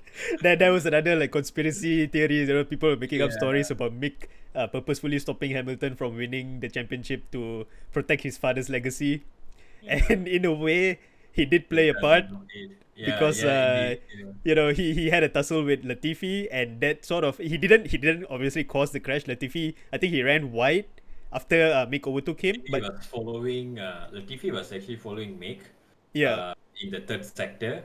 Although it's much opened up now, right? But it's still, very difficult to follow in these cars. So I mean, already Williams and Haas are like the two worst cars on the grid.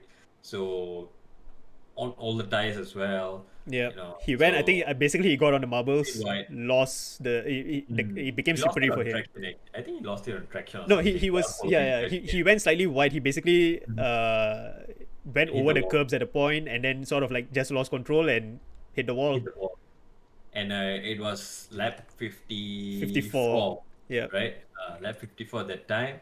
He crashed into the wall, and immediately, I I think think it was the the safety car VSC. was, yeah, no, it was VSC at first, but then safety car was he called it for immediately. Mhm. we were honestly thinking it was going to be a red flag because it looked like it was big enough damage for the race to actually be Yeah, stopped.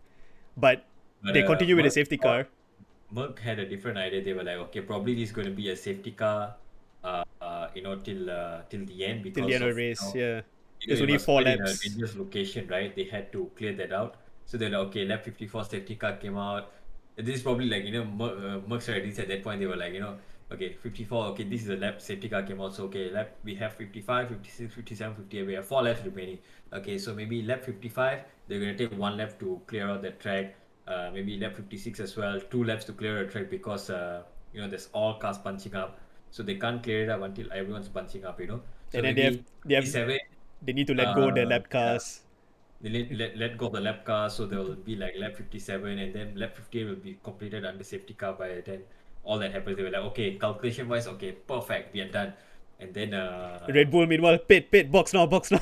yeah, so they just, once again, man, I mean, the decision making from Red Bull is pretty much what won Max the championship, I'd say. Yeah, And the lack of risk taken by Merck is what lost them the drivers' championship for Lewis. They could have pitted him, under the safety car. They had like 10-ish seconds gap, uh, to make that kind of a pit stop under safety car. hmm At worst, they would come out behind Max, just about 1 or 2 seconds under the safety car. But if Max stayed out on the hards, Lewis on new softs, um, they could have attacked. But their thought was, it the was going safety to end car on was the safety gonna, car. yeah, it's gonna So they end were in the safety like, car. there's no point risking the track position. Even though they're on old hards, they still can probably hold it off. Red Bull, they had nothing to lose. If they stayed out, they're not gonna be in any favor by being on the hard tires. They would rather like take use fresh softs They had the once they're on position the as well, track. right? The track position They to had the have the time pit as well. stop. Yes, Yeah, correct. So the basically others behind Max them were only lost out completed. to those lap cars lah. Mm, Essentially, that's why when he came out of yeah, the pits, he was behind. I think about 5 cars in total 5 lap cars, correct. behind So Hamilton. all those lap cars also they stayed out. Yeah, That was the thing, right? That was like the turning point, and then we were like, oh no, there's like lap cars in between them. We were like, okay, maybe by the time they clear this up, we'll have 1 lap of racing, and we were like, yes, okay, maybe 1 lap. yeah. Max Because can at do it, first, at first the announcement that came on screen was that lap cars will not be allowed to overtake, and they were like, oh, Yeah. okay. That was I think lap 50, 55 or 56. And Mm. then at that point, we actually did get the radio communication as well between Red Bull and Stewart, Red Bull and Masi, and Merck, between Toto and Masi as well. And they were like, oh, we have to let them race. And this is Yeah. where the whole back and forth, more communication happening between the teams and the Correct. race Correct. control. And then suddenly, the call came out for certain those 5 cars that were between Hamilton and Verstappen were Happen allowed to to unlap themselves. to unlap And this was, themselves. I Yeah. think, 2 laps before the end of the Grand This Prix. was at the end of lap 56, I think. 56, Towards yeah. the end of Yeah, 56 56. going to 57. Yeah. Yeah, so lap 57 pretty much just started under safety car as well. So it was going to be 1 lap of racing from Yep. there. And So, immediately after those cars unlapped themselves, oh the no, sorry, this was towards the end of lap 56. It was said no cars can overtake. At the end of, towards the end of lap 57 in sector 2, right? That's when it was stated, okay, these 5 cars may overtake and unlap themselves. So basically, they're just going to go on their own sweet race away from the pack. yeah. Uh, so just that brings back Max and Hamilton right next to each other on track. Yeah, at On that the same time, they also announced that the safety car will be ending at the end of this lap, and literally yeah, that's why there's only 1 lap left. So it was like at lap 57. Usually, this is another thing also that people bring up. Usually, when the cars are told to unlap, the safety car will all wait lap until cars. they reach the Mhm. pack again, and then the safety car will end. But in Yeah, this so case, regulation says two things, right? Correct. yeah, So yeah, sorry, to cut you off there, but like what regulation says is one, when they are allowed to unlap, it should be all the lap cars are allowed to circulate back to the back of the pack. yeah, All right. Second thing, safety car can only go in, like you mentioned, uh, once all the lap cars have unlapped themselves reached and joined the the back of pack the again. pack. Yeah, So in this race, it was impossible because if they wanted to do that, right, even if they let all the cars go at lap 57, By the time they rejoin, you know, You'll be the end. it will be the end of lap 57, and lap 58 would have been complete under safety car. That's what Merck were hoping for. Mm-hmm. Yeah, but it didn't turn out that way. It also, highlights that, the people like, oh, Masi is just breaking the rules. But technically, what he did was within the rules. He, as a race Yeah, director, has yeah. the powers to, like, There is a decide clause there the that the race. race director will be the final person to decide. So even though the Mm, rules do mention this, in the rules is also mentioned that the race director can decide as per what yeah, he determines although to it be was the best outcome. kind You of know. vague, but I think now they have made changes to circumvent this kind of events in future. Yeah. So before we come into the action of the last lap, so this is what we want to clarify: why, what happened on the track, and the decisions that were made by the race director. What were the rules? So rules were there, but the race director can Override have lah, to basically. override it for the sake of the race. He is the race director after all, right? He Mm-hmm. can direct the race. So his idea was he wants the race to continue um, one lap, and without Without a safety car. spoiling the show, without the safety car, without the lap cars in between. Otherwise, Hamilton, who was out in front of the all hearts, he will have a very good buffer to Max, Yeah. who was on the softs. It was 2 or 3 laps of racing, probably understandable. That they would have extra laps anyway to complete and unlap and all the procedures. But it was 1 lap, so even 2 laps would not have been enough for Max to catch up. So yeah, then safety car in, Hamilton leads the restart. Max just keeping his nose Max very was close to even before the restart when the safety car went in. Before they passed the safety car line, right? Max was like he basically almost he I think he overtook Hamilton at one point while they were like he was basically playing mind yeah, games with Hamilton. He was just trying to edge him, get closer and closer to try and get him more agitated. And I guess it worked like in the end. He when the actual restart happened, yeah. Verstappen sent it. Accelerate, brake. It was also like, after the race, like, they were trying to raise this issue where Max overtook under safety car, because of that back and forth. But, that was just quickly dismissed by the stewards for, just, that is just, drivers are warming up the tires, accelerate braking. Hmm. So, because they accelerate and brake at the different time, that's where there was a slight moment where Max was ahead, but, you know, was ahead at the start. So, yeah, and then last lap started. Uh, the first opportunity to overtake was down into turn five, the hairpin before the first of the two long straights. And that is Max exactly did where he not did it. waste any time, man. He just spotted the gap. He went for it. Hamilton was not expecting the move. I think he was just I, going to take a I tell you normal racing honestly, even ride. I also wasn't expecting Verstappen to Yeah, send it there. It just came and sort he of out actually of sent nowhere. it. No contact, no pushing out It was of a track. clean overtake. Yeah, Clean overtake. Max was like, nah, take this middle finger, get out of my way. And then he accelerated on the straight, just, he just, was weaving as well. And people yeah, thinking, oh no, is he going to like get a penalty because of that? Because he was trying to break the slipstream as well. But I guess it was still yeah, within. weaving. He did get like a warning, I think, or like they give like a black and white flag, right, for first offense of the weaving. If you do it Right. again, then that's where you get a 5-second penalty. So he was like, okay, this is like the only chance we get it to break the rule, take the advantage of it, take a black and white flag if you need to, Mm-hmm. just weave to break the slipstream, and then you know into the braking zone in the chicane. He was still ahead, but he was a bit defensive in. So his run out of the hairpin, I mean, out of the chicane was slightly compromised, Yeah, but he went a bit too he had deep. the soft tires. He had the soft tires, so he had a better traction out of there. Hamilton was in Hamilton his was fighting back. Yeah, going into the second DRS straight.